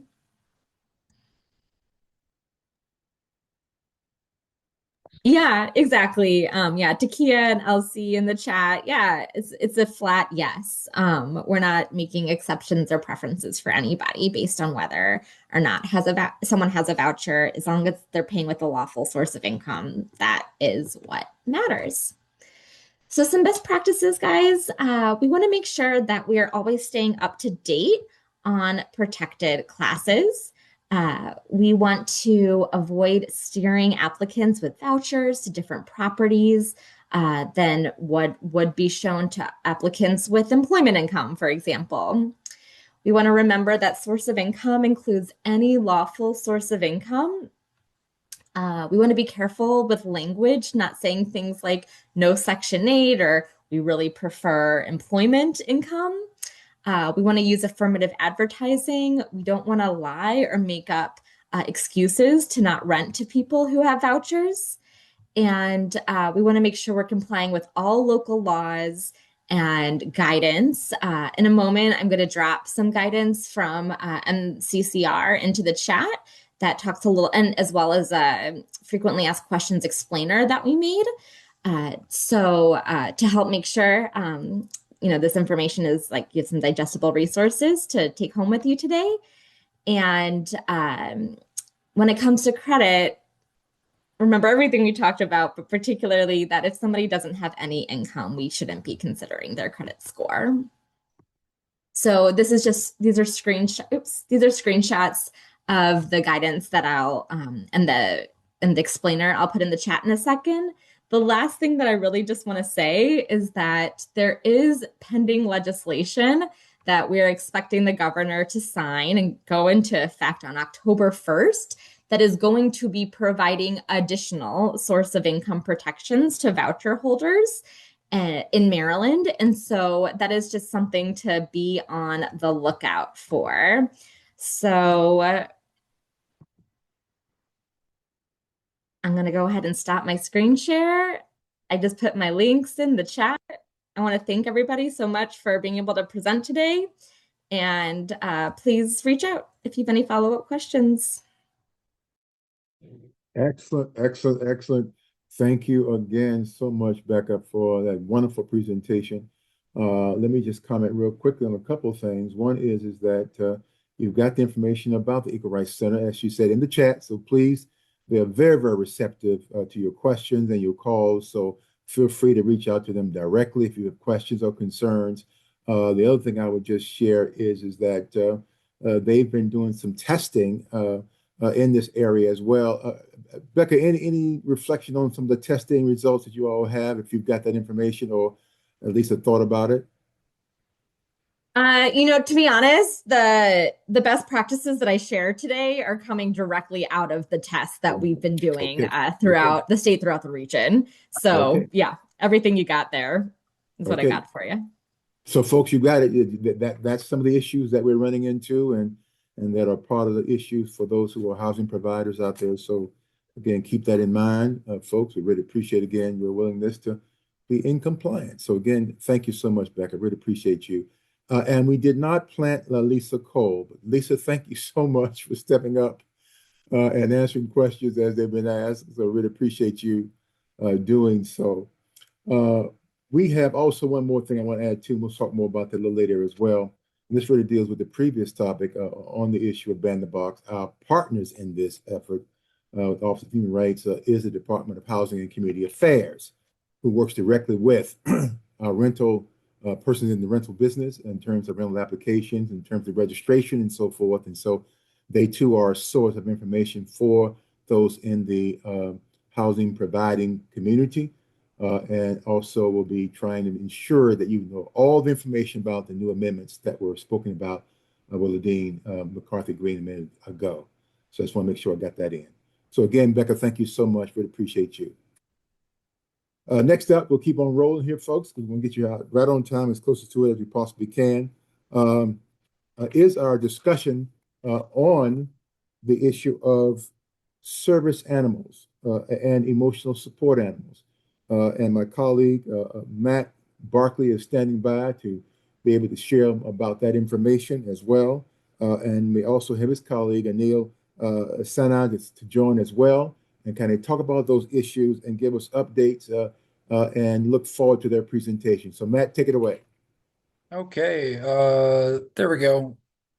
I think. Can everybody see the screen okay? I've got some weird Yes, we can. black boxes, but anyway, I'm Matt Barkley. I'm with the Department of General Services Office of ADA Compliance for Montgomery County, and going to talk a little bit about emotional support animals under the Fair Housing Act and service animals under the ADA. And both the Fair Housing Act and, as you guys know, the ADA have been adopted in Maryland as state law, but I'm just going to talk from the federal perspective because that's most of what we do on ADA matters. Even though there is a state ADA requirement, it's essentially mirrors the federal requirements with minimal exceptions. And just following up on the Equal Rights Center, they're a fantastic organization. I worked with them in the past in many capacities, and just as an individual with a disability and as somebody who's worked to try to house people with disabilities in the DMV, they do a lot of fantastic work. And our office is primarily responsible for Americans with Disabilities Act compliance throughout Montgomery County, and that includes all programs, facilities, services, sidewalks, any of that, anything that Montgomery County does under the ADA, we're obligated to make sure that it provides equal access for people with disabilities. So if you take nothing else away from what I say, just we have our ADA hotline number there. It's 240-777-6197, and our ADA email inbox, which is adacompliance@montgomerycountymd.gov. And that's really the best way to get a hold of us, because if, of course, you're free to reach out to us individually as well, but that way it's answered by, or there's like three of us that are alerted when a call or an email comes into that inbox or that voicemail. And so you'll get a faster response than calling me directly or any individual in our department directly. But so housing,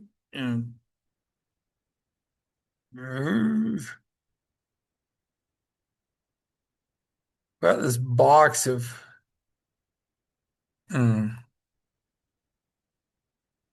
It's clear on our side, Matt. okay. Matt,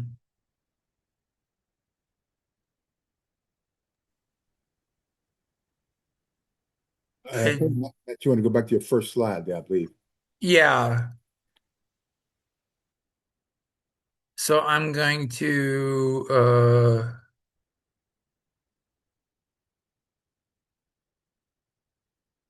it just keeps going back to the. So are you guys still seeing the?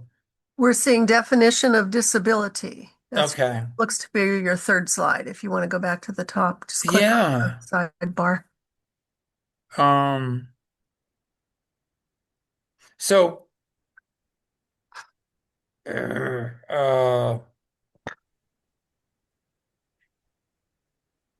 if you want to hand it over to our tech person, I think you sent your presentation. She can take over. yeah, I guess just looking. Here we go. I was looking at the presentation. So, under the disability rights laws in housing, we'll be talking about the Americans with Disabilities Act, the Fair Housing Act, and the Rehab Act, all of which impacts people with disabilities in their need of housing. And housing is really like the essential part of the three-legged stool for people with disabilities to maintain their independence in the community. And housing, employment, and transportation, and that access to affordable, accessible, integrated housing is a real barrier for people with disabilities who are making an attempt to have a fulfilling and successful life integrated in the community. Okay. So we often get asked about how a disability is defined, and this is under both the Fair Housing Act and the ADA, which just states that the ADA and the Fair Housing Act define a person with a disability as a person who has a physical or mental impairment that substantially limits one or more major life activities. So we get calls like, does diabetes count as a disability? Or and people look at it like applications for a program or service or disability benefits, and that's not how the ADA or the Fair Housing Act work. And major life activities generally mean things like, in my instance, I use a wheelchair, so walking, somebody that's blind seeing, somebody that's deaf hearing. Those are some of the more obvious ones, but it can be thinking, money management. Major life activities is very broad. So basically, the point here is that according to the CDC in 2025, and this is a high estimate, but it's one that I roll with, that about 25% of the population in the United States has a disability of one form or another. And so you don't think of everybody in wheelchairs and walkers and canes, but as we all age, we're more likely to acquire a disability. And that includes hidden disabilities like anxiety, depression, things we're all struggling with that we may or may not consider elevates to the level of a disability, but those are all fall under the definition. So really what the key point here is that if someone presents themselves as somebody with a disability, then the best practice is to roll with that and accommodate them as if they do. And just a reminder that the ADA is a civil rights law. It was long, hard, and fought, not just like any other marginalized population, but access to housing is critical on many levels, as you all know. And we want to ensure that people with disabilities do have equal access to housing. Now, the ADA, and when I'm going to talk about service animals, that only applies if it is funded by state or local government. So if you have any housing program that is funded by Montgomery County or the state of Maryland, then it would fall under the ADA, as well as the Fair Housing Act. And if it was federally funded, then it would also fall under the Rehab Act. So it's all about the funding source as far as how this impacts you and the people you're working with and the housing that you're operating. But I was asked to talk about service animals. So really a service animal under the ADA. So I'm going to talk first about ADA service animals and then about emotional support animals under the Fair Housing Act, and then talk a little bit about how they overlap and don't. But service animals under the ADA are protected to accompany a person with a disability everywhere or anywhere they go. So that can be restaurants, businesses, doctors, hospitals, anywhere you can bring your ADA service animal. An ADA service animal is any breed of dog that was changed in 2010. It also includes miniature horses, but that's ridiculous. I've never seen it, but just FYI. But for the most part, it's a dog trained to perform a specific task or tasks for a person with a disability, and that's a key difference between a service animal and an emotional support animal. The ADA views service dogs as more of like assistive technology, like a walker, wheelchair, or something, rather than a pet. Vests, certificates, training, any of that are not required for an ADA service animal. They can be self-trained. And that's like a personal bug of mine right now, is that it's so easy to go online and buy a vest like the one pictured here that says service dog. But that doesn't make it a service dog. You can just buy it. It really depends on how the dog behaves and what services it provides for the individual with a disability. And under both the ADA and the Fair Housing Act, the dog must remain under the control of its handler at all times. And I see that as key to kind of solving the whole service animal, emotional support animal enigma, is to look at that control piece, which I'll talk about. So again, under the ADA, a service animal has to provide a task. So there's just a list of tasks there. Just some things that we don't commonly think about.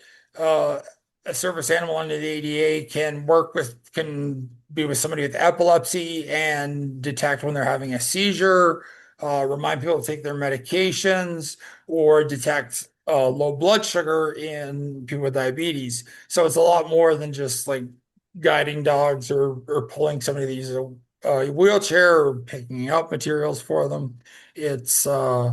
But again, it has to perform a task under the ADA.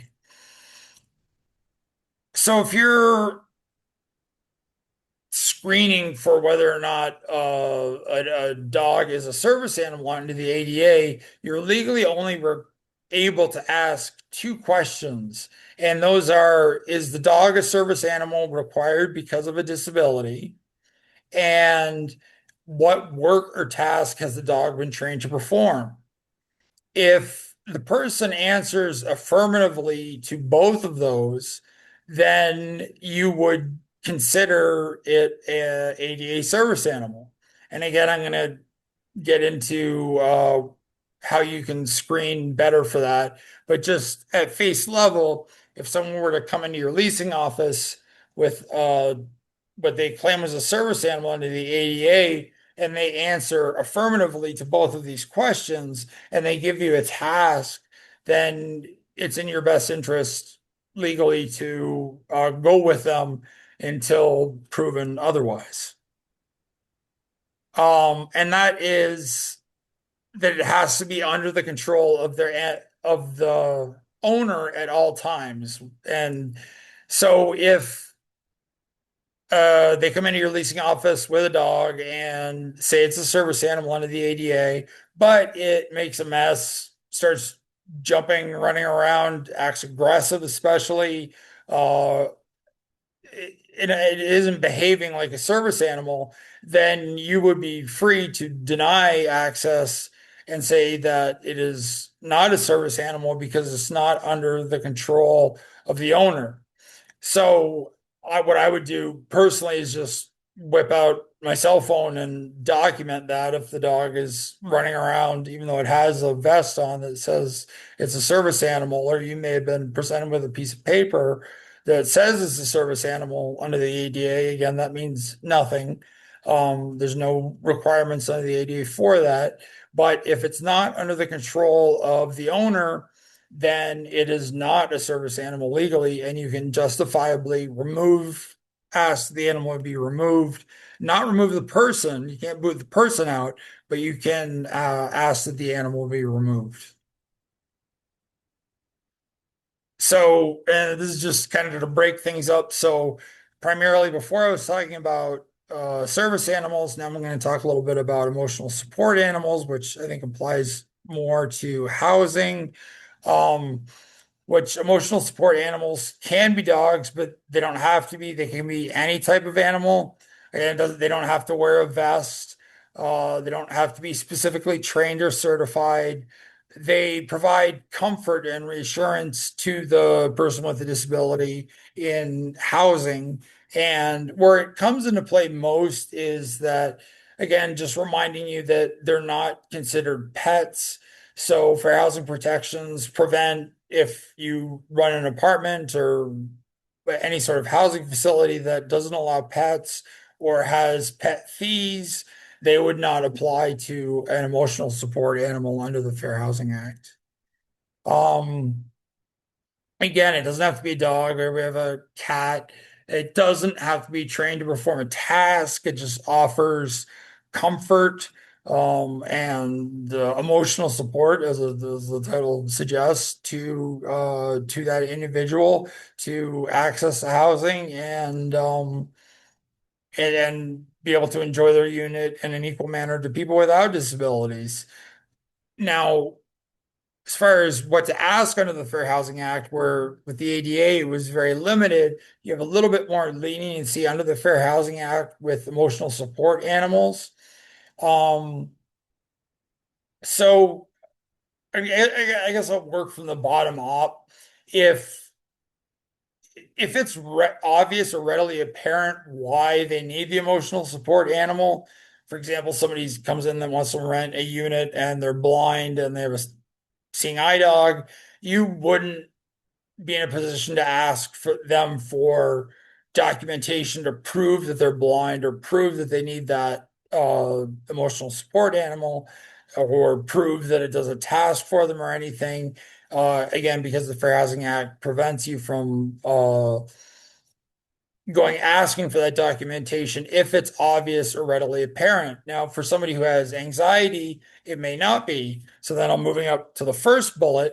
And if it's not obvious, then you may ask for documentation from a health professional, and just states that the animal is needed and it alleviates a disability related symptom or need.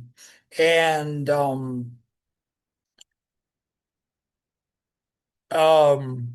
you are free to ask for that clarification if it's not obvious or readily apparent. So you can get the documentation if somebody has anxiety, depression, but something that isn't obvious to you, then you're free to ask for that documentation. And again, you wouldn't be able to charge a pet fee or anything. Both service and emotional support animals can be any breed of dog, even restricted breeds in some areas. Again, the animal must be under the handler's control at all times. It doesn't matter whether it's wearing a vest or a harness. You can just buy those on Amazon for any dog, so that there's no legal justification for somebody having a vest. And again, you can't charge a pet fee or prevent an emotional support animal from accompanying a tenant with an emotional support need into one of your units without proper documentation or anything. You have to let them in. So again, this is just reinforcing that the animal has to be under the care of the owner at all times. That applies to the ADA and the Fair Housing Act, and that if the animal is aggressive or running around or not acting like a service animal or an emotional support animal, then you would have grounds for asking for that animal to be removed. You are familiar with under the Rehab Act, Section 504, there are additional accessibility requirements. This is kind of moving away from emotional support animals and service animals, but there are additional requirements for federally funded programs where reasonable modifications have to be made. Single family homes don't have any requirements, but I just popped this in quickly because these are some of the things that people call us with the most, and that is homeowners or condo associations denying necessary accessibility modifications to their homes, even though it's completely justified and protected under the Fair Housing Act, as you know. In multifamily housing situations, getting designated accessible parking spaces, and again, making those reasonable modifications to the units where if you need to put in a ramp to get over a threshold or widen a doorway to be able to access your unit, then you have the right to do that. HOA or property owner can't tell you can't do that, but especially in rental situations, a landlord could require you to return it to its original state when you move out. if it would interfere with the next resident's use. But again, from my perspective, that's very challenging to prove, because uh, I think a lot of things like widening doorways or putting grab bars in or anything isn't going to prevent somebody else from enjoying the unit. So if you have any questions about Montgomery County's oversight of the Americans with Disabilities Act, or face any discrimination based on disability, accessing Montgomery County programs or services, or accessing any programs or facilities, we're here for you. Again, there's our general voicemail and our email, and you're free to contact me directly as well. So sorry, I kind of rushed through that, but I know we're behind time and I had a little technical difficulty, but thank you very much. Excellent, man. Thank you. Appreciate it very much. Very, very helpful information. A lot of good things we need to make sure we remember and are aware of as we go forward. Okay. I think we are at a place to go to our next topic, and that is a topic dealing directly with what's happening in around this current administration, how it impacts civil rights. And we've got our colleague, Director Cleveland Horton, who is with the Maryland Commission on Civil Rights. We've asked him to come and give us a perspective on this. Director, thank you for being here. Of course. Thank you, Director Stowe. I just want to first just start by thanking the Montgomery County Office of Human Rights for having us here today. I am going to just give me a second so I can share my screen.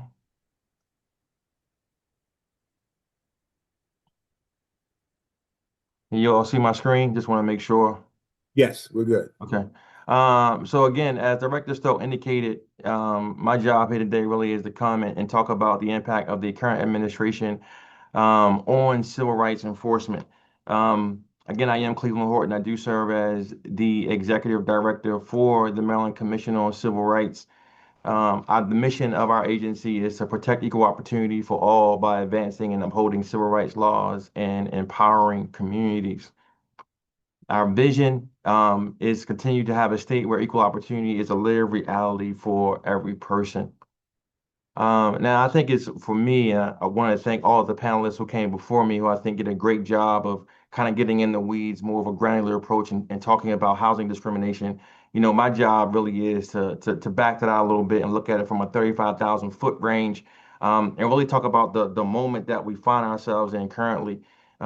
We know for many of us, right, this is a kind of like a dark, uncertain time. We are kind of currently going through a period of heightened polarization, social tension, and shifting priorities in government. So it is important for us for me, as we think about having these conversations, to truly set the stage and truly understanding the moment that we are in, the times that we find ourselves in.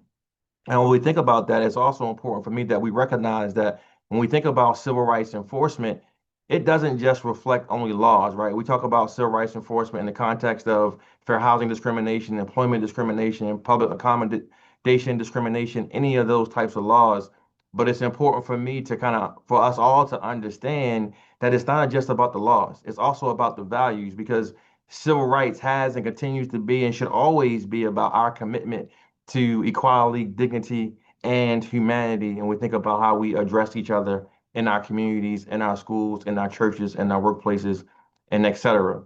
So when we think about the federal landscape in reference to kind of where we are, I think it's key to talk about three main areas of the federal landscape, right? One would be the constant, ever-evolving shifts in policy priorities, right? Whether that be DEI, whether that be voting rights. I mean, many of us have heard and talked about the Supreme Court decision that came out yesterday around the Voting Rights Act, whether we're talking about reproductive rights, LGBTQ protections, fair housing, et cetera, and this constant shift about where those rights, those laws, those provisions were and where we're going, right? Many of us would consider it to be a rollback of many of the progress, many of the sacrifices, many of the fights and struggles that have happened historically.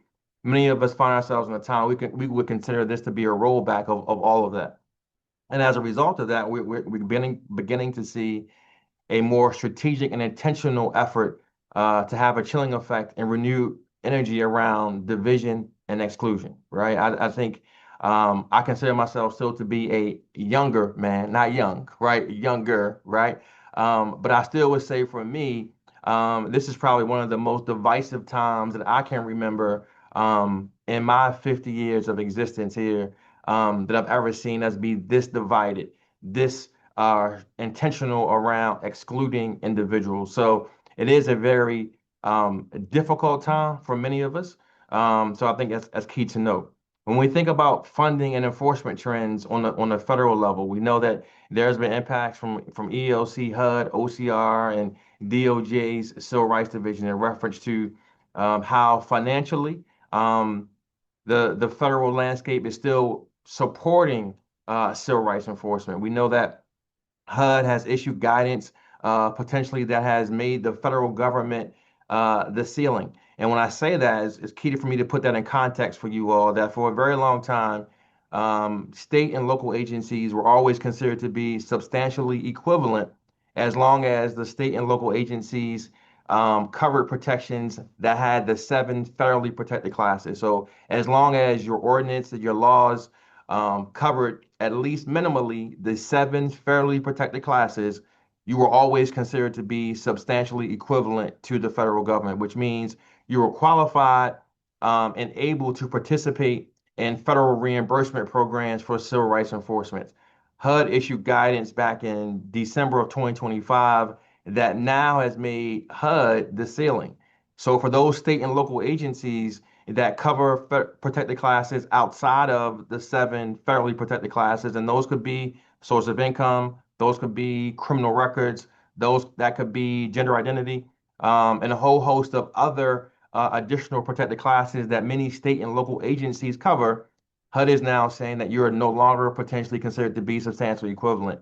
So what does that mean for civil rights enforcement? That means that for many state and local agencies, they're now running the risk of no longer being able to participate in the Fair Housing Assistance Program, which for many agencies helps subsidize their annual budgets to provide civil rights enforcement to their communities, which could have a detrimental impact on the time frame in terms of how long it takes folks to respond to complaints of discrimination, if in fact folks will still be able to respond to certain types of fair housing discrimination. So again, our agency, along with 15 other agencies, has filed suit against HUD for that directive that was issued back in December, and we'll continue to update you all as we kind of go through the litigation process with HUD to address that particular issue.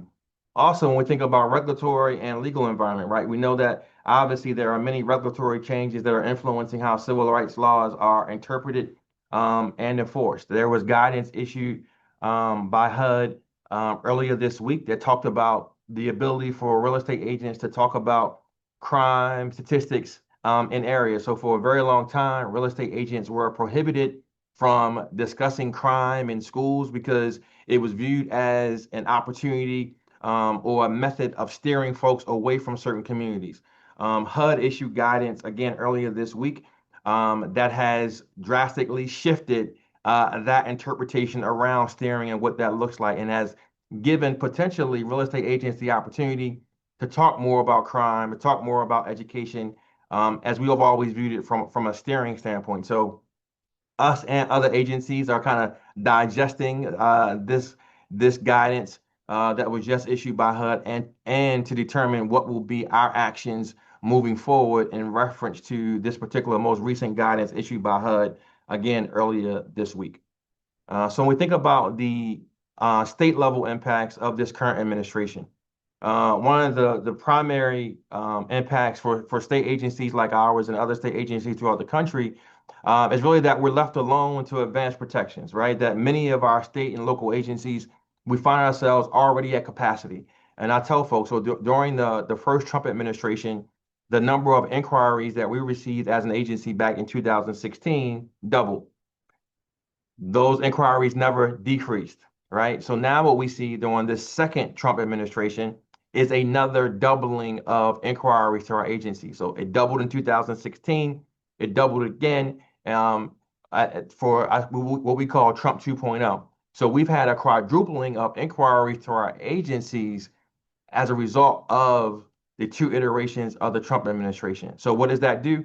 It typically overwhelms your systems, right? We don't have enough staff to be able to respond to all of the inquiries coming in, but we are thankful and appreciative that in our state, we have wonderful partners such as the Montgomery County Office of Human Rights, and we are truly in this together so that we can figure out how do we handle all of the incoming complaints that are coming in from a civil rights enforcement standpoint to make sure that the citizens of our communities are not impacted. We're leveraging AI. We're doing a whole host of different things to make sure that we can be as efficient as we can during this difficult time.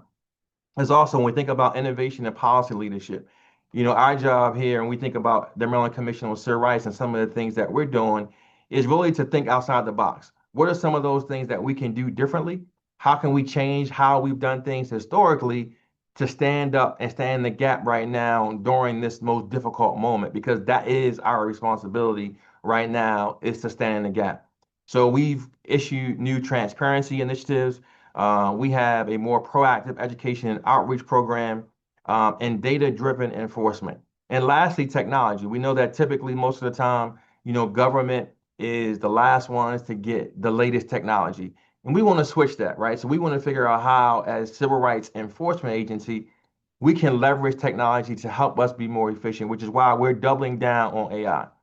Not just in use, but in understanding and application, because we know many of the discrimination complaints that will be coming in will involve AI, whether it's AI in employment, whether it's AI and how you were denied a housing opportunity. How was the decision made? Where was the information gathered from?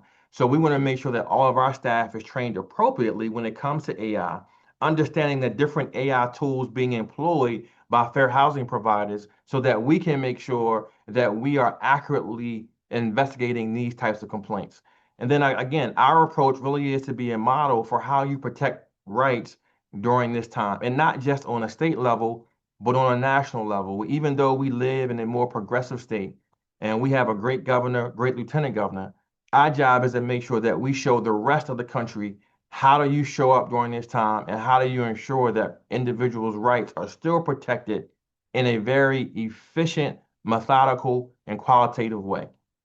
And lastly, when you think about coordination and collaboration changes, when you have different priorities between the federal and state governments, it affects joint investigations. So there have been plenty of times where we've joined at the hip with whether it's HUD or EEOC in reference to how we are investigating complaints. Now that is much more difficult.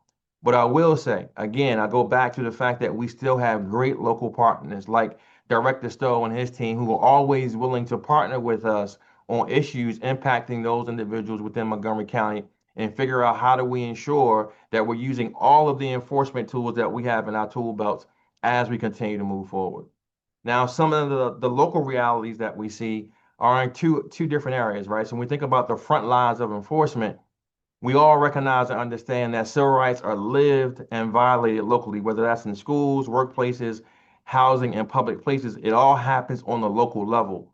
And we know that local governments and agencies are bearing more of the burden, especially when you think about the issues within education, where we're talking about mediation and community relations. The bulk of that is being handled at the local level. Also, it's important when you think about community trust. And a lot of folks feel like, okay, well, it's just the trust with the level of distrust only impacts the federal level. Well, that trust trickles down, right? So if individuals don't have trust in government because what they see happening on the federal level, that lack of distrust is also applied at the state and local level. So there's a growing importance of us to build public confidence and access. That's why it's important for state and local agencies to do our part to embed ourselves within the community, to listen to the community, and to be able to respond to the needs of what the community actually needs. So I just wanted to, these next couple of slides, I'm going to breeze right through them, but I wanted to make sure that I did come and bring you all some of the data that we have here. All of the data that we have as an agency can be found on our website. You can pull any of our annual reports up, I believe, for the last 10 years. This is data from our most recent annual report, just to give you an idea. It gives you an idea for years 22 through 25 of just kind of where we are from an inquiry standpoint. And again, you can kind of see how this the number of inquiries has continued to climb. In Excel, we expect that trend to continue. But again, I do want to point your attention to the middle graph, which talks about housing charges, where, in 2025, we received about 266 housing charges. And the reason why I want to highlight that is because we live in a state of over 6 million people. We know that 266 housing charges is not even scratching the surface of the housing discrimination that we know is occurring within our state.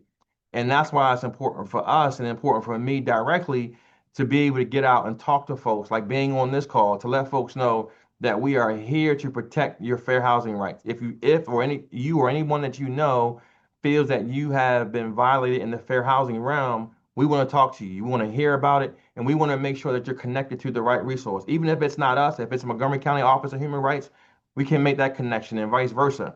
But we want to make sure that we are truly reaching out to those communities who are not reaching out to us and kind of figure out how do we create that open line of communication. I think it's also key to note that in fiscal year 2025, we retrieved about $2.5 million in monetary benefits for those victims of unlawful discrimination. And that is the highest monetary benefit that we've received probably in the last 20 years. But again, that is kudos to the staff who is doubling down and making sure that we are protecting people in any and every way that we can within our authority. This chart here really gives you just a breakdown of the different types of complaints that we have received. As you can see, disability is the biggest piece of the pie, and it has been and continue to remain the number one protected class that we see at our agency. Number two is source of income, and I do want to give ERC a shout out. We continue to have a great partnership with ERC. We appreciate all of the work that they do in reference to testing or connecting us to individuals who feel like they've been victims of fair housing discrimination. But it's also key to know when I take you to the next slide is that if you take a look at our trends over the last 5 years, the biggest trend that you'll see is source of income, right? That source of income for the state was instituted in 2020. And as you can see, it went from not being on the map to being number two. Disability has been and continues to be the number one protected class, but source of income has secured itself at the number two spot and is continuously increasing. So it is important for us to make sure that we're doing our job to kind of point out and highlight when we are seeing source of income discrimination within our communities, because it is a significant issue during this time.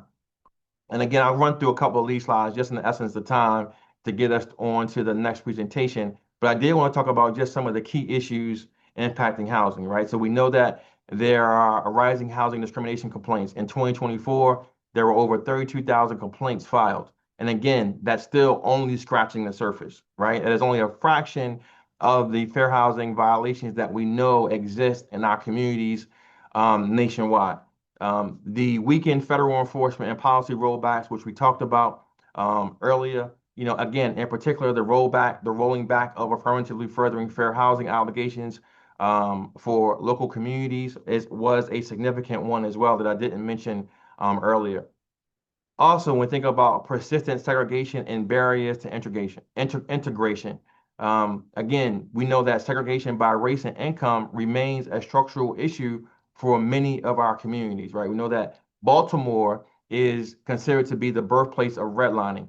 In many of the communities in Baltimore, you can see the results of redlining in real time, right? The impacts of it, the segregation from it, the disinvestment in communities. It is all it's plain to see on the maps the impact that redlining has had on Baltimore and many other communities within our state. Housing affordability, right? When we think about the housing crisis and the affordability or lack of affordable housing within our state continues to be an issue as well, not just in our state, but across the country as well. When we think about disability discrimination, as I indicated before, it remains the top protected class that we're seeing fair housing discrimination in. And that's not just here in Maryland, that is, again, across the board. You'll see it on the national statistics as well, that disability continues to be the top protected class when you think about fair housing discrimination.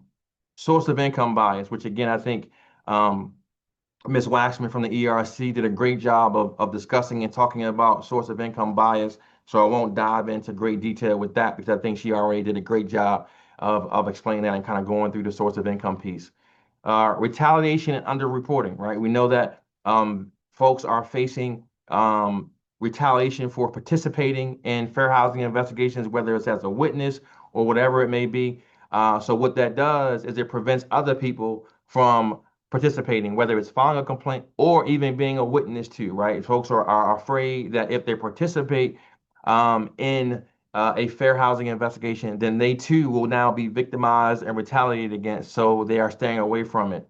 And again, so that results in underreporting, that folks simply are going about their day and simply not reporting fair housing complaints, which again continues to be an issue for civil rights enforcement agencies like us who are trying to figure out where do we need to allocate resources, where do we need to put training, stuff like that. It's hard to do that when we know the data is skewed because of the underreporting issue, right? Another big one is inconsistent local enforcement and awareness, right? The consistency of the enforcement agencies and how we are interpreting fair housing law, how we're applying it, and how we are enforcing it can be inconsistent at times. So that's why we are working in conjunction with all of our local agencies to make sure that we are enforcing fair housing law consistently throughout our entire state. I know that the next presenter will talk about housing appraisal bias. So again, I won't go into a lot of detail about this in the essence of time, but we know that right now in our country that minority homes and neighborhoods are undervalued, right? And it's estimated that they're undervalued by about $40,000 per home, right? We know that there's a lack of proper training for those within the appraisal industry. We also know that minorities are well underrepresented in the housing appraisal industry. And again, for me, the fundamental block when we think about housing appraisal bias is the data, that the data is biased, right? That there were intentional measures done to devalue minority homes and minority neighborhoods. So that data that appraisers are now using to obtain value is inherently biased. But I will say I don't have the magical answer to it, right? So before somebody asks me the question, I don't have the magical answer to it. But I definitely know that we have to do something about the bias data because regardless of how well you're trained, regardless of how often you're trained, if you are forced to use data that is already biased, inherently your appraisal value is going to be biased as well. And I think we've got to figure out a way to address the system that is embedded with biased data. And then you also, when you think about the market and economic pressures, that we do have a very tight housing supply. High costs and economic inequality are making it almost impossible for many individuals to be homeowners, which is also impacting the wealth gap, right? We know that right now, the home ownership rate for minorities is about 44%, which is less than what it was prior to the Fair Housing Act being implemented, right? So we've had decades of opportunities to try to close the gap. And the fact that the gap is widening from a home ownership standpoint should be concerning to all of us. And we've got to figure out what to do to improve in that area. So just want to also bring that and raise that for your awareness as well. The last thing I want to do is just do a call to leadership. I know folks may be on a call and saying, well, I'm not in leadership. I'm not an executive director. I'm not a president, a CEO, what have you. But for me, everybody on this call is a leader in their own way. And it's important for us to recognize that and utilize our leadership capabilities to move us forward. So first, it's important for everybody on this call to know that civil rights enforcement is not only a legal duty, but a moral commitment that transcends political cycles, right? So for me, this isn't just about the Trump 2.0 administration.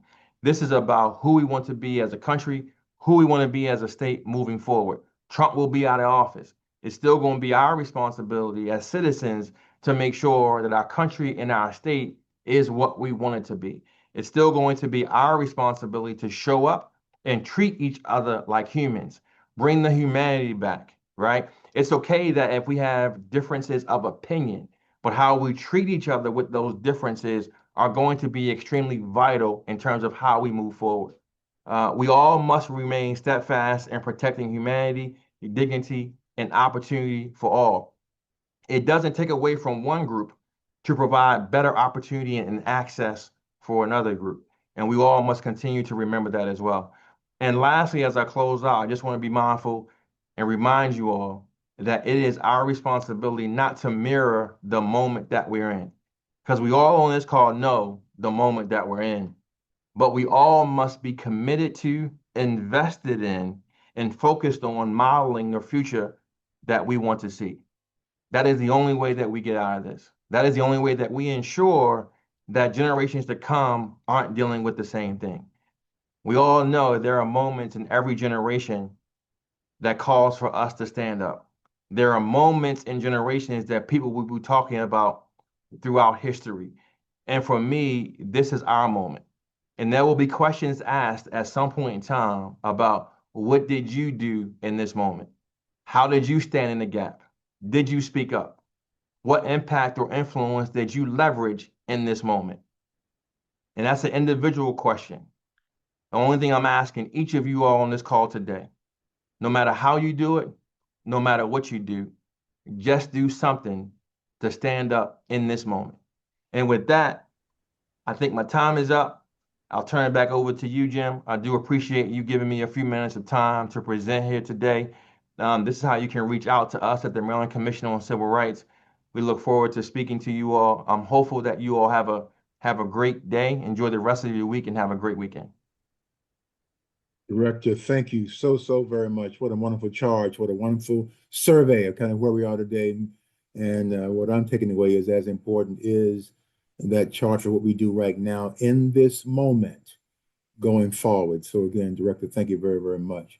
We're going to just keep on rolling here, folks, and hanging it with us now. We're right almost to the finish line here. For those of you still on the call with us, thank you so much. My colleague next up is Nichelle Higgins. She is president of the Greater Maryland Association of Realtists, which I learned some time ago was an organization that came about as a result of persons of color not being able to be part of the National Association of Realtors. And so this is a tremendous opportunity for us to understand a little bit about what they do, but she's going to zero in on the whole issue of appraisal bias. And Nichelle, take it away. Thank you very much. I'm trying to get here so you all can see my screen. Let's see. We Okay. can see it, All right. Michelle. Can you all see the screen? It looks good. All right. Good morning, everyone. And man, that's a tough act to follow there with Director Cleveland Horton. It's a lot of good information. And first, let me back up, and I would like to thank Mr. Stowe and the Montgomery County, Maryland Office of Human Rights for this opportunity and partnership. And to all the presenters that have gone before me, excellent, great job and great information. And it clearly states that there's more work to be done. Again, my name is Nichelle McDuffie Higgins. I'm a real estate broker and the owner of a brokerage, as well as a founder of a real estate school, all under KTKG and Associates. I'm also the founder and president of GMAR, the Greater Metropolitan Association of Realtists. It's a nonprofit organization that helps me define my why. So through GMAR, we focus on advocating, educating, and empowering our membership and the community, expanding access to fair and affordable home ownerships, pathways to it, and helping families build lasting wealth through purchasing real estate. Today, I will be speaking about the issue of appraisal bias, a lesser known but important factor shaping housing inequality. To make this topic more interactive, I wanted to ask everyone to click on this QR code. Can you all see that? And answer the questions on your device. I'll give you just a second to do so. Okay. And we're going to show these results here.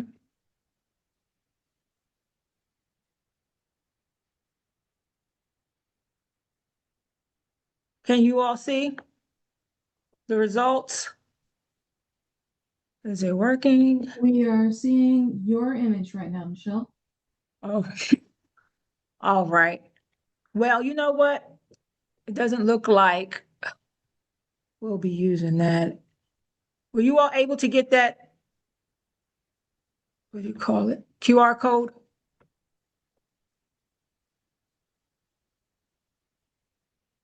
It looks like some people were able. Yes, we do have it. Some of us have it, yes. Okay, were you able to respond? Let's see, I want to make sure. I want to just show the results. If not, I'll just move on. So we've got a lot of information to get.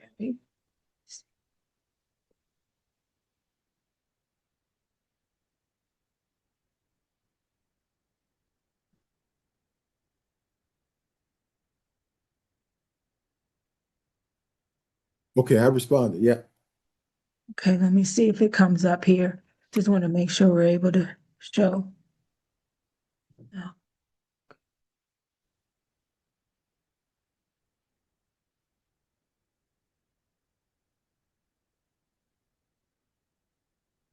Right. Well, you know what?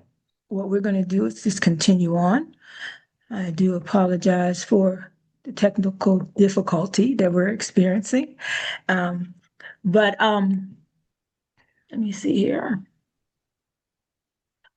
So since we're having these difficulties, we'll just move on. I just wanted to get a basis of what, what everybody knew there, and as it pertains to appraisal bias. So let's build a foundation by defining what appraisal bias is and how the appraisal process actually works. Appraisal bias refers to systematic differences in home valuations based on race, ethnicity, or neighborhood demographics. In practice, this means two similar homes can be valued differently, not because of their physical features, but because of who lives there or where the home is located. This matters because home ownership is the primary way Americans build wealth. When a home is undervalued, it reduces borrowing power, refinancing ability, and long-term equity growth. Over time, these differences contribute to race wealth gaps. Looking at Maryland's statewide trends, research shows that appraisal biases is not just anecdotal, it's systematic. Homes in predominantly Black and Latino neighborhoods are more likely to be appraised below their contract price compared to homes in predominantly white areas. This creates what researchers call appraisal gap, reinforcing long-term inequities in wealth accumulation. To make this more concrete, we can zoom in locally to Montgomery County. Even in this relatively affluent and diverse county, similar patterns appear. County analysis shows that about 12.5% of homes in predominantly Black neighborhoods appraised below contract price, compared to 7.4% in predominantly white neighborhoods, a gap of roughly 5 percentage points. Because homes values in Montgomery County are high, even small percentage differences can translate into tens of thousands of dollars in loss for homeowners. So while appraisal bias may not always be visible, the data shows it plays a real role in shaping who benefits from home ownership and who doesn't. How the appraisal process works. Now let's look how the appraisal, how this actually does work. A home appraiser is an independent estimate of market value conducted by a licensed appraiser. Lenders rely on it to decide how much money to lend. Appraisers use three main factors: the comparable sales, or also called comps, which they look at similar homes recently sold in the area. Number two, they look at property characteristics, the size, the condition, upgrades, and features. And the third would be location and market trends, neighborhood demands, which include neighborhood demands, schools, and price trends. Think of it like a recipe of home value. The ingredients are standardized, but the appraiser chooses how much weight each one carries. Where can bias enter?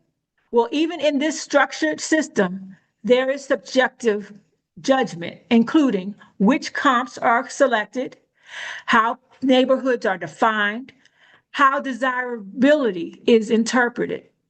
Because appraisers rely on historical sales data, they can also reflect past inequality embedded in housing markets. So while the appraisal process is designed to be objective, it includes both human judgment and historical influence. which helps explain how unequal outcomes can occur even within a standardized system. To understand the appraisal process today, it is important to look at the historical context that shapes housing markets, especially in Maryland. Many of the disparities we see now are rooted in discriminatory housing practices from the early to mid 20th century. One of the most well-known examples is redlining. In the 1930s, the federal government, through the Homeowners Loan Corporation, created maps that rated neighborhoods based on perceived lending risk. Areas with Black residents and other minority groups were often outlined in red and labeled hazardous. As a result, banks avoided lending to these neighborhoods, making it extremely difficult for families to buy or improve homes. Another major factor was the use of racial covenants, legal clauses written into property deeds that explicitly prohibited selling homes to Black families and other minority groups. These covenants were enforced for decades, and even after they were ruled unenforceable in the 1948 Supreme Court case Shelley versus Kramer. These practices didn't just limit where people could live, they produced long-lasting, measurable outcomes. And the results of redlining and racial covenants included segregated neighborhoods, unequal access to home ownership, lower property values in minority neighborhoods, reduced access to credit and home improvement loans, fewer public and private investments, and ultimately less opportunity to build and pass on wealth. So across Maryland, from Baltimore to areas just like Montgomery County here, these patterns shaped how neighborhoods developed over time. And importantly, this history connects directly to modern appraisals. Today, appraisal systems rely heavily on comps or comparable sales. But if homes in historically redlined neighborhoods were undervalued in the past, then sales data used as comps would also be lower.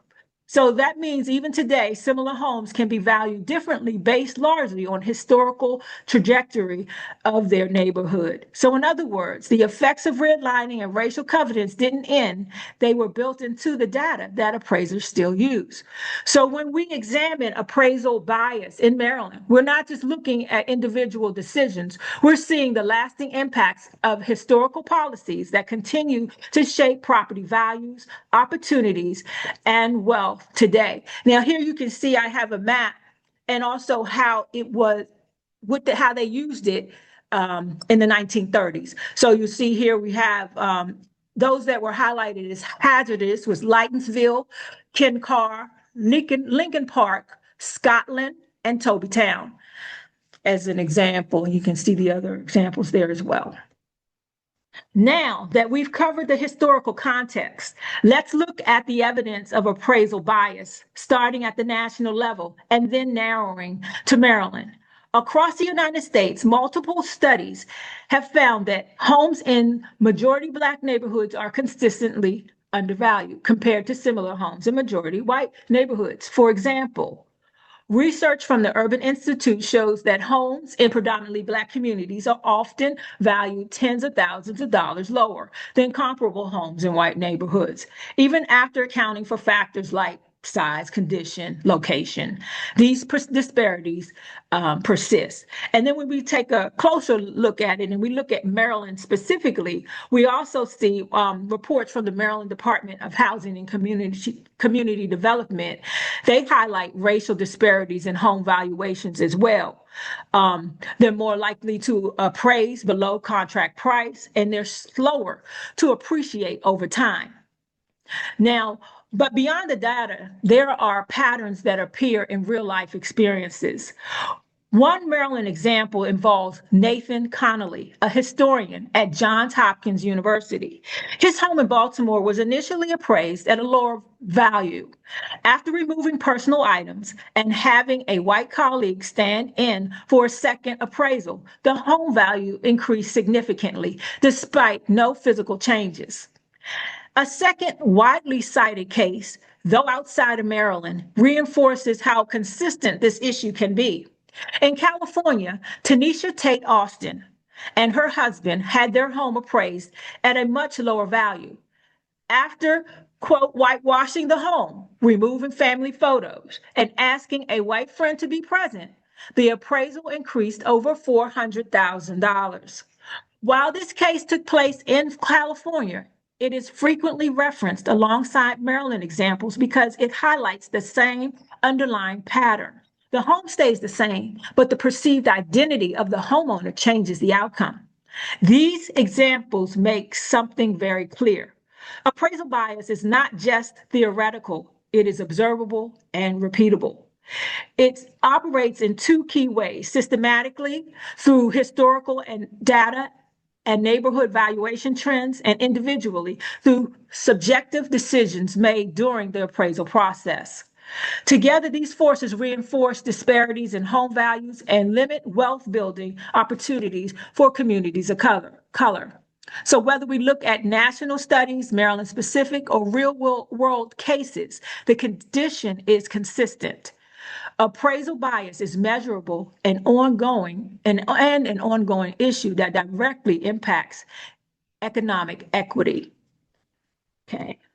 So now, as we focus on Montgomery County for a brief moment here, on paper, the county has high median income, strong schools, a competitive housing market, but those benefits aren't distributed evenly.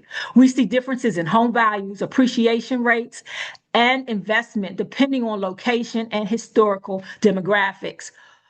So, for example, areas like Bethesda tend to have higher income values and stronger long-term wealth. And so, and also when you look at the patterns that are tied to past segregation, the infrastructure decisions, and longstanding market dynamics that still shape how neighborhoods are valued today. So again, these comps have a significant impact on how properties are valued. Right. So now, if we look at how the current administration has affected appraisal biases and by policy. Well, under the current federal administration, policy efforts addressing appraisal bias have shifted in emphasis compared to earlier years, moving away from highly targeted federal equity task force toward a more limited enforcement approach.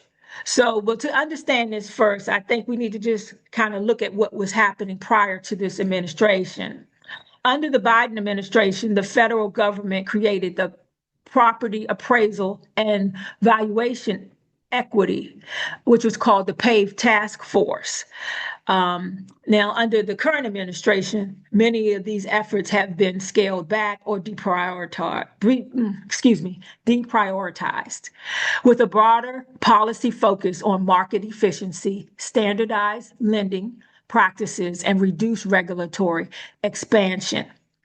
And as stated by Cleveland Horton, he was talking about how HUD now is the ceiling, and how they continue to enforce, fair housing laws, but systematic appraisal reform initiatives have received less emphasis compared to earlier years. At the same time, legislative efforts continue at the national level. And one example was the Appraisal Modernization Act, supported by Senators Angela Alsobrooks and Raphael Warnock.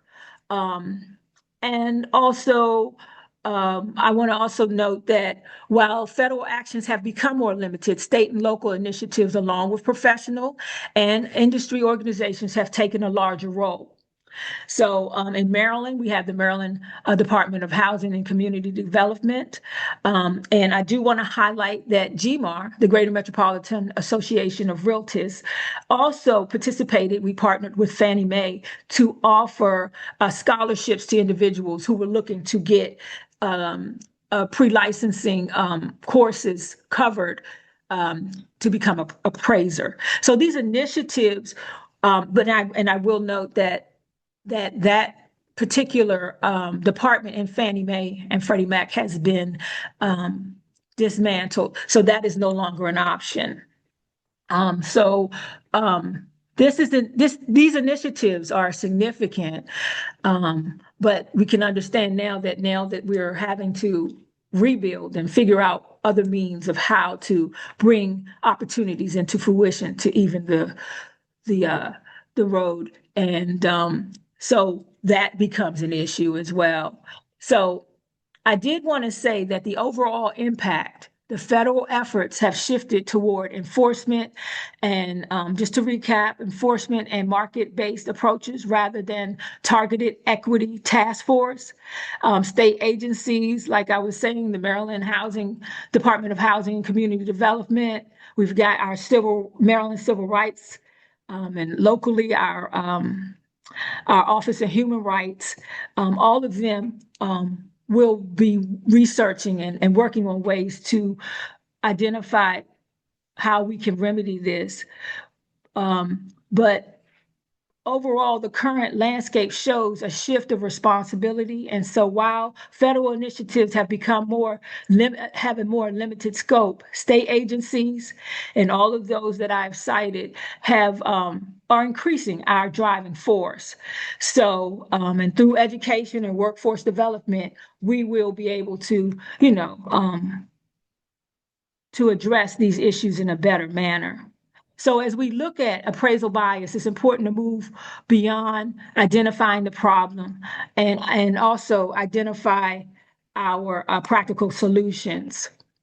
So when we talk about solutions, one solution is, of course, increased transparency in the appraisal process. The second one would be to diversify the appraisal workforce. One of the other third suggestions is to involve technology and data tools. These data tools would be automated valuation models. While these tools can improve efficiency, they must be used cautiously. They are trained on historical housing data that reflects segregation or inequality. They risk replicating existing bias at scale. So knowing that means technology should be used and tested carefully, regularly audited, and used alongside human judgment, not as a complete replacement. So finally, there are important actions that homeowners themselves can take. If a homeowner believes their appraisal is too low or potentially biased, they can formally challenge the appraisal. One key process is requesting a reconsideration of value, or ROV, where the lender asks the appraiser to review additional evidence, such as more accurate comparable sales or corrections to property information. This gives homeowners a structured way to dispute unfair valuations. So to wrap up, the appraisal bias is not just a historical issue or a theoretical concern. It's something that shows up in data, in lived experiences, and in policy decisions at every level. We've seen how it connects to historical housing practices, how it appears in modern appraisal data, and how governments and organizations are trying to respond through regulation, advocacy, and reform.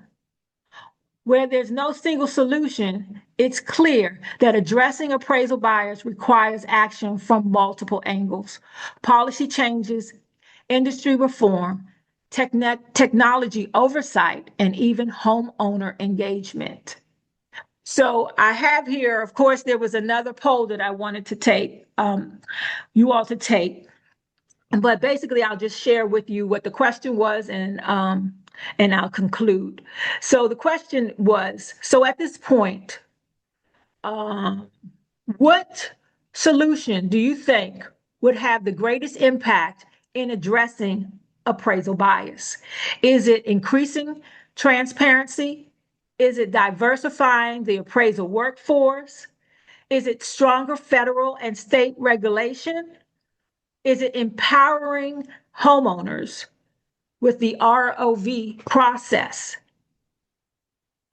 And since that wasn't working well, we'll just go on with this. And what's interesting is that each of these responses points to a different level of change, individual, institutional, and systematic. But in reality, all of these address appraisal bias. And so it's likely to require a combination of all four working together to come to the viable solution. I'd like to thank you for your time. Thank you. And is there any questions? I'm here to answer. Thank you, Ms. Cheryl, very, very much for that wonderful presentation on, again, appraisal bias. I'm going to alert folks with us on the call. We're going to be a few minutes over the noon hour. I hope you'll stay with us, though, because we've got great information to wrap everything up. And I'm going to ask my colleague, also one of our commission members, Janice Freeman, to again introduce the next section. And again, Michelle Higgins, thank you so much for your presentation. Janice Freeman is up next to introduce our last segment. She's a commissioner with the Montgomery County Human Rights Commission. She is also a person involved in real estate directly herself. So again, Commissioner Freeman, you're up. Thank you very much, Director Stowe. I don't think my video is working. I don't think it's working. Yes, we can see you now. You can. Okay.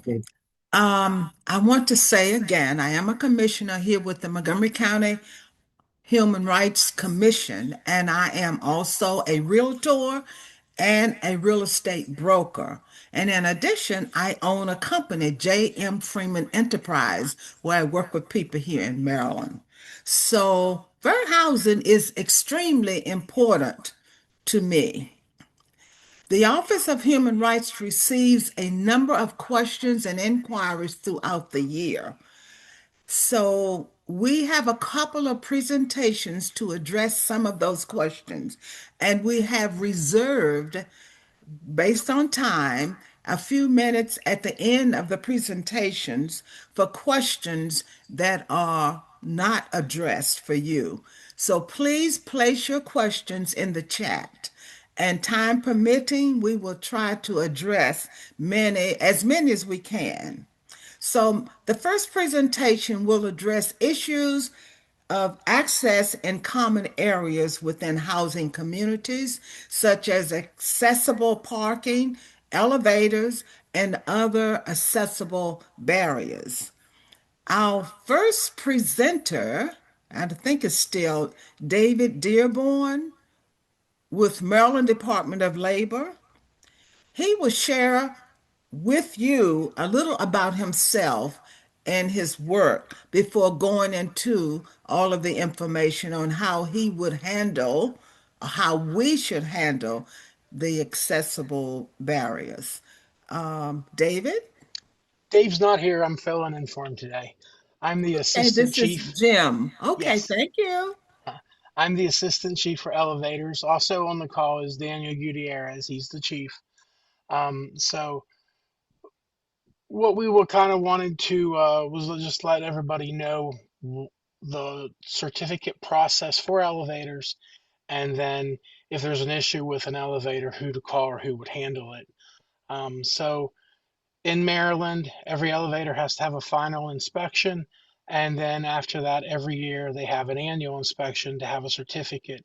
All elevators must have a valid certificate to operate in this state. So if an elevator is having problems, people feel unsafe, there's issues with the elevators, we have a reporting line, which actually the number is on the certificates in the elevators, so that people can call us and file a complaint against the elevator. We send an inspector out to do an inspection. If the elevator is found to be unsafe, if it presents a clear danger to human life, obviously we would take the unit out of service at that time. If it isn't, we will then write orders and give those to the owners. Now, the real issue comes in whenever we take a unit out of service, or what we're finding more and more is we're getting a lot of reports of elevators that are out of service due to needing repairs. With the supply chains, parts take a lot longer to get to them. So elevators are out for extended amount of time. I have a lot of people in buildings that can't use the stairways, so they're trapped in their apartments. Once we get to that point to where the unit is out of service, the elevator safety inspection unit does not have any authority over the access to the building. That's where the livability code comes in.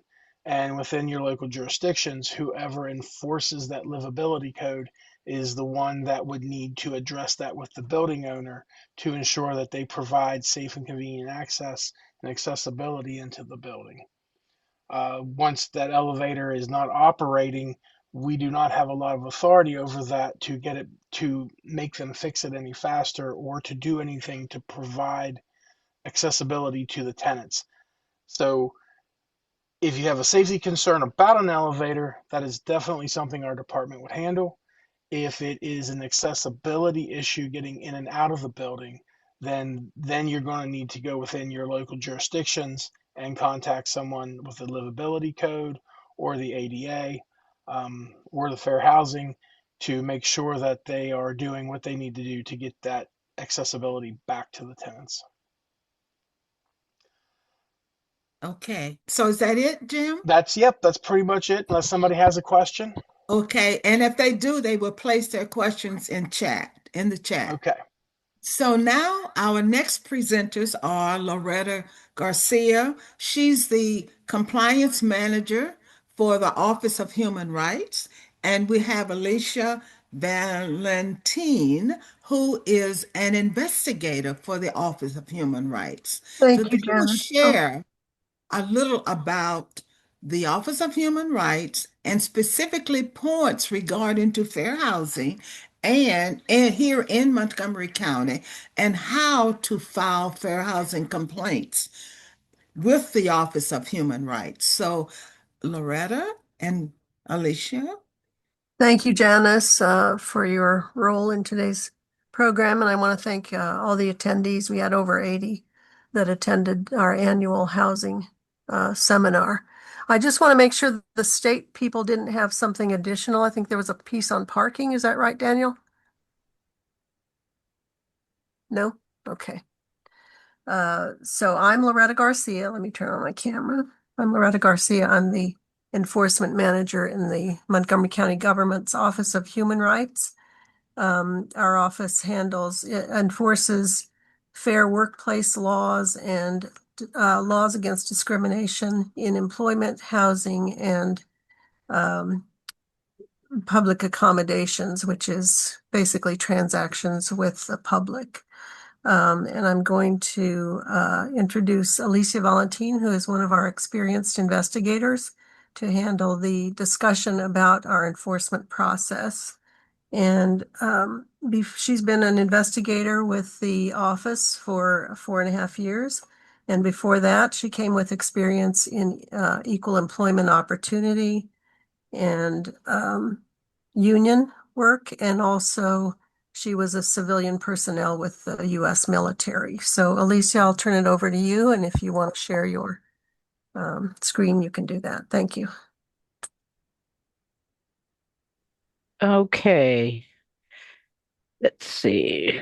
All right. Let me know if everyone can see the screen. We can see him. Yeah. Okay. All right. Thank you to everyone who spoke before. That's a lot of great information. But today I will be reviewing what our office actually does. Here we will be discussing briefly some of the things that this office handles on a daily basis. We enforce worker protection laws against discrimination in employment, housing, real estate, transactions for goods, services offered to the public.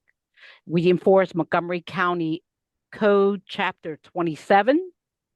What we do not do is we do not investigate frequent housing complaints. The Human Rights Office cannot handle conditions of premises. We get all kinds of inquiries on all kinds of things. Sometimes people will call us and tell us they have pests. There's a maintenance problem. We work closely with DHCA, Department of Housing and Community Affairs, and refer cases over there. Sometimes we have people who walk in with disputes about lease renewals. Again, that's Department of Housing and Community Affairs. or with vouchers, the issuance of vouchers. We also work closely in collaboration with HOC so that when someone comes into the office here, we receive inquiries from many different avenues. We have walk-ins, we have voice messages that are left out front, we have the fax machine, we have a human rights administration inbox that we get quite a few traffic as far as questions, complaints, concerns. When people come here, they don't come here because they don't have anything to do. They come here looking for help. So even though we can't help them, we will make sure that we send them not empty handed, but we will refer them to someone who can help them. Not just a name, not just a number, but we know within the county the resources that would be able to help. And sometimes it's just basically listening to people who call, who reach out to us. We listen to learn, we don't listen to respond. Some of the things that we cannot do, which we also get calls and inquiries about, is parking, about the placards that go on, contact motor vehicles, about parking signs, actual parking signs. Contact your local Department of Permitting Services. And again, parking reinforcement. Again, contact your local police department. Everyone here on this call and in the county, everyone belongs to a protected class. And some people are not familiar with what protected classes are. A protected class is your identity that the law specifically protects from unfair treatment because of your marital status, age, source of income, retaliation, race, national origin, family responsibility, ancestry, gender identity, color, disability, whether it's physical or mental, religious, creed, or belief, presence of children, sex, and sexual orientation. The types of complaints we deal with here: employment, workers' protection, housing, in real estate, residential or commercial, public accommodations, discrimination in transactions for goods, services offered to the public. What happens at intake? Many people who walk in, we meet them where they are. And even though AI is outstanding if used correctly, some people are not, some people are not AI savvy. Some people are not, they don't have technology skills. So our goal here in this office is we meet people where they are. And sometimes that means writing things out. Sometimes that means helping people read. We deal with our demographics in our community again, and we reinforce we meet them where they are. So we always start with the interview. The interview is also known as an intake. And we try to establish whether on their face, what they're saying, in this case, housing discrimination. Everyone has the right to question, to complain. But part of that right is you have the burden of proof. You have to prove what you're saying. So once the investigator has established this person has what's called prima facie, on its face discrimination under the code, the statutes that we follow here, then the investigator has to establish a timeline. The investigator has to establish the investigative plan. How are they going to get to the bottom of what has happened? As an investigator, we're neutral. We're not on anyone's side, but we have to follow the mandates of the regulations under Montgomery County Code 27. We have to attempt to get all cases investigation within a year. You know, we have to make sure jurisdictional wise that everything happened in Montgomery County. We have to establish what the bases are because we only have jurisdiction. We can only investigate things that happen in Montgomery County. And yes, sometimes we get calls from out of state because we are not the only Montgomery County in the United States. So paying attention to detail is everything as an investigator.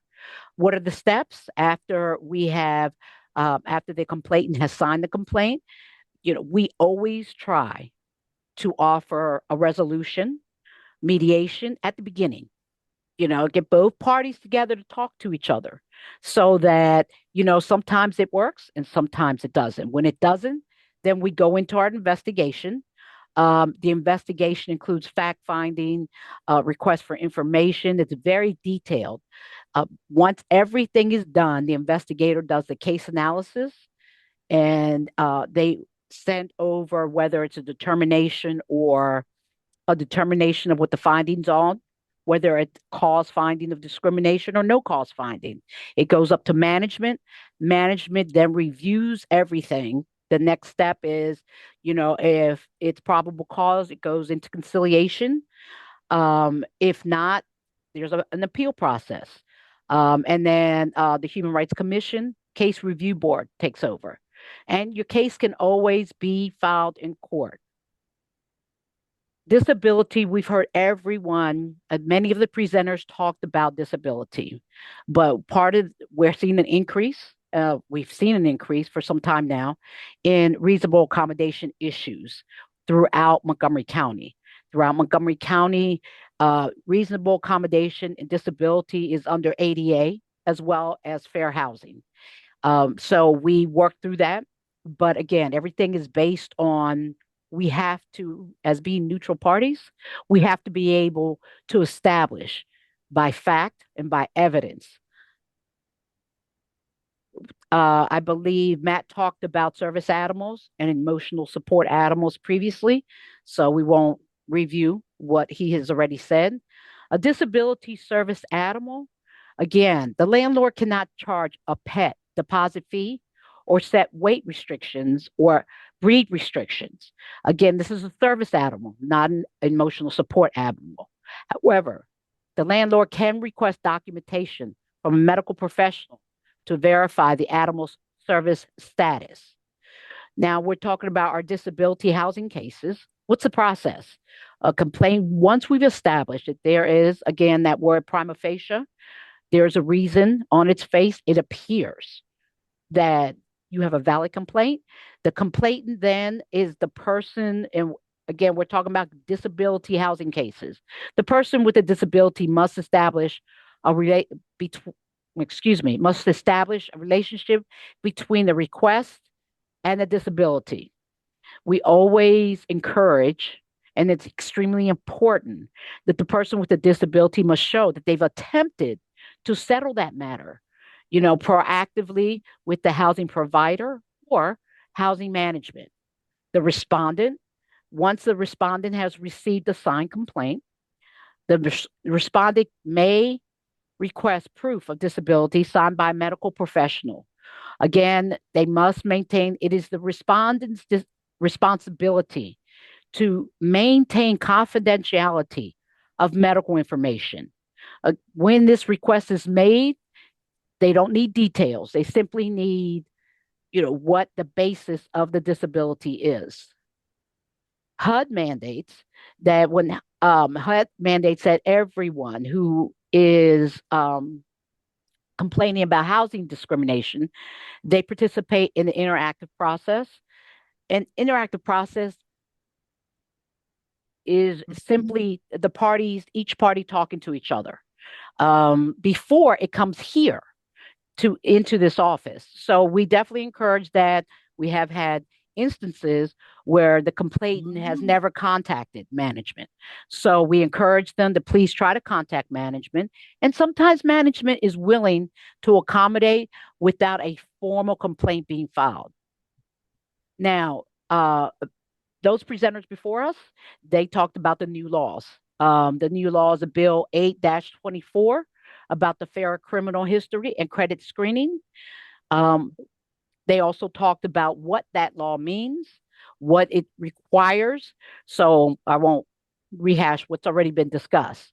Now, as far as this office, what we're doing is that we're working closely with DHCA. We are actually making site visits to multiple units. And what we do is we go out. What we're looking for is we're looking for the posters that's visible to applicants and reviewing rental applications between November 7th, 2024 and the present. Select two and verify that the addendum, the actual addendum that DHCA issued, is actually part of that rental process. Now, it's not just on those who were approved, but we're also looking for those applications that have been denied. Because we want accountability, we want transparency, we want to know why they were denied. Now, what we're doing is we go out on the first visit. We keep track of everything in our Montgomery County Human Rights Database. We enter every property that we visited. After that, we go out after 6 months. And the reason we do that is for properties that were not in compliance, we return after 6 months to give them an opportunity to make the necessary corrections. But to be clear, on our first visit, we carry copies of the law. We carry copies of the addendum. So we're trying to empower them, not enable them. If non-compliance continues, then after 6 months, after we've gone all back out to the property and they're still non-compliant, then this office files a formal housing discrimination complaint to protect the applicants and uphold the standards set by law. This office also has a community outreach program, which sponsors community programs to promote equal opportunities for all groups, all persons. We also do research and distribute information to reduce discrimination and hate violence incidents. We also work with the Human Rights Commission, Committee Against Hate Violence, Commission on Remembrance and Reconciliation, and Interagency Fair Housing Coordinating Groups. Here is the contact information for the enforcement manager, Loretta Garcia. Please feel free to either email, call, or mail us any concerns you may have. Here is my information. I am currently the only bilingual investigator in the office. I am also a mediator. It's very rewarding working here. And does anyone have any questions? Please put them in the chat. And thank you. Okay, thank you very much. I'd like to thank my presenters, starting with Jim Harper, Department of Labor, and Loretta, Alicia. It was great. So we have come to the end of our seminar and hope you have benefited from the information that was shared here today. And we want to feel free to reach out to the Office of Human Rights for any follow-up questions or concerns. So now, did we have any questions in the chat? That much I can't see. Commissioner, one thing we do want to share is that we did have an earlier question about the various presentations that were made today and whether they might be available to persons. And so let me share that they will be available. We are planning on putting them on our website, and also it is being taped for a re-airing as far as YouTube is concerned. So we're hoping then to be able to have it available to as many people as possible, not only those who were able to join us today, but for any person who might have an interest in the discussions that occurred today, and also in the speakers that they might want to reach out individually. So I want to make sure we did say that, because that question was asked a little earlier. Okay. Also, we wanted to note that, and I don't know whether Director Horton is still here, Commissioner, but there was a question about any strategies that were being utilized as far as their use of AI by one of our persons as well. So, Director, are you still there, or have you moved on? Is he still there, Commissioner? I don't see him. I don't know. Okay, he may have moved on. We'll certainly make sure that question gets to them. Okay. Let me just search real quickly, Commissioner. I don't see any additional questions that I am able to note here in the chat. We could just remind persons, as you've already shared, that they can, in fact, contact us if there are additional questions or concerns that may come up after. Director, there are yes. questions regarding the poster. And that Yes, is yes. actually a post. We get those questions every time we go out to the site. The county is not providing any posters. The property management is expected to generate their own posters of the new laws as well as the rights. But that language is contained in the act. It's 27-15A, I believe. Okay. So I guess at this point, I'd just like to thank all of the presenters, the staff, and our technical support for today's program. And especially, we thank you who attended this program. And we wish you all a good afternoon.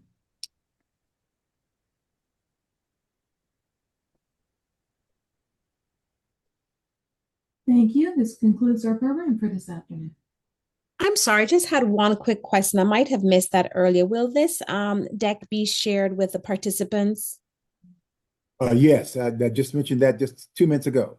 We'll Oh. make sure everybody has a copy of it, and it'll be on the agency's website, and will be on the county's YouTube page as well.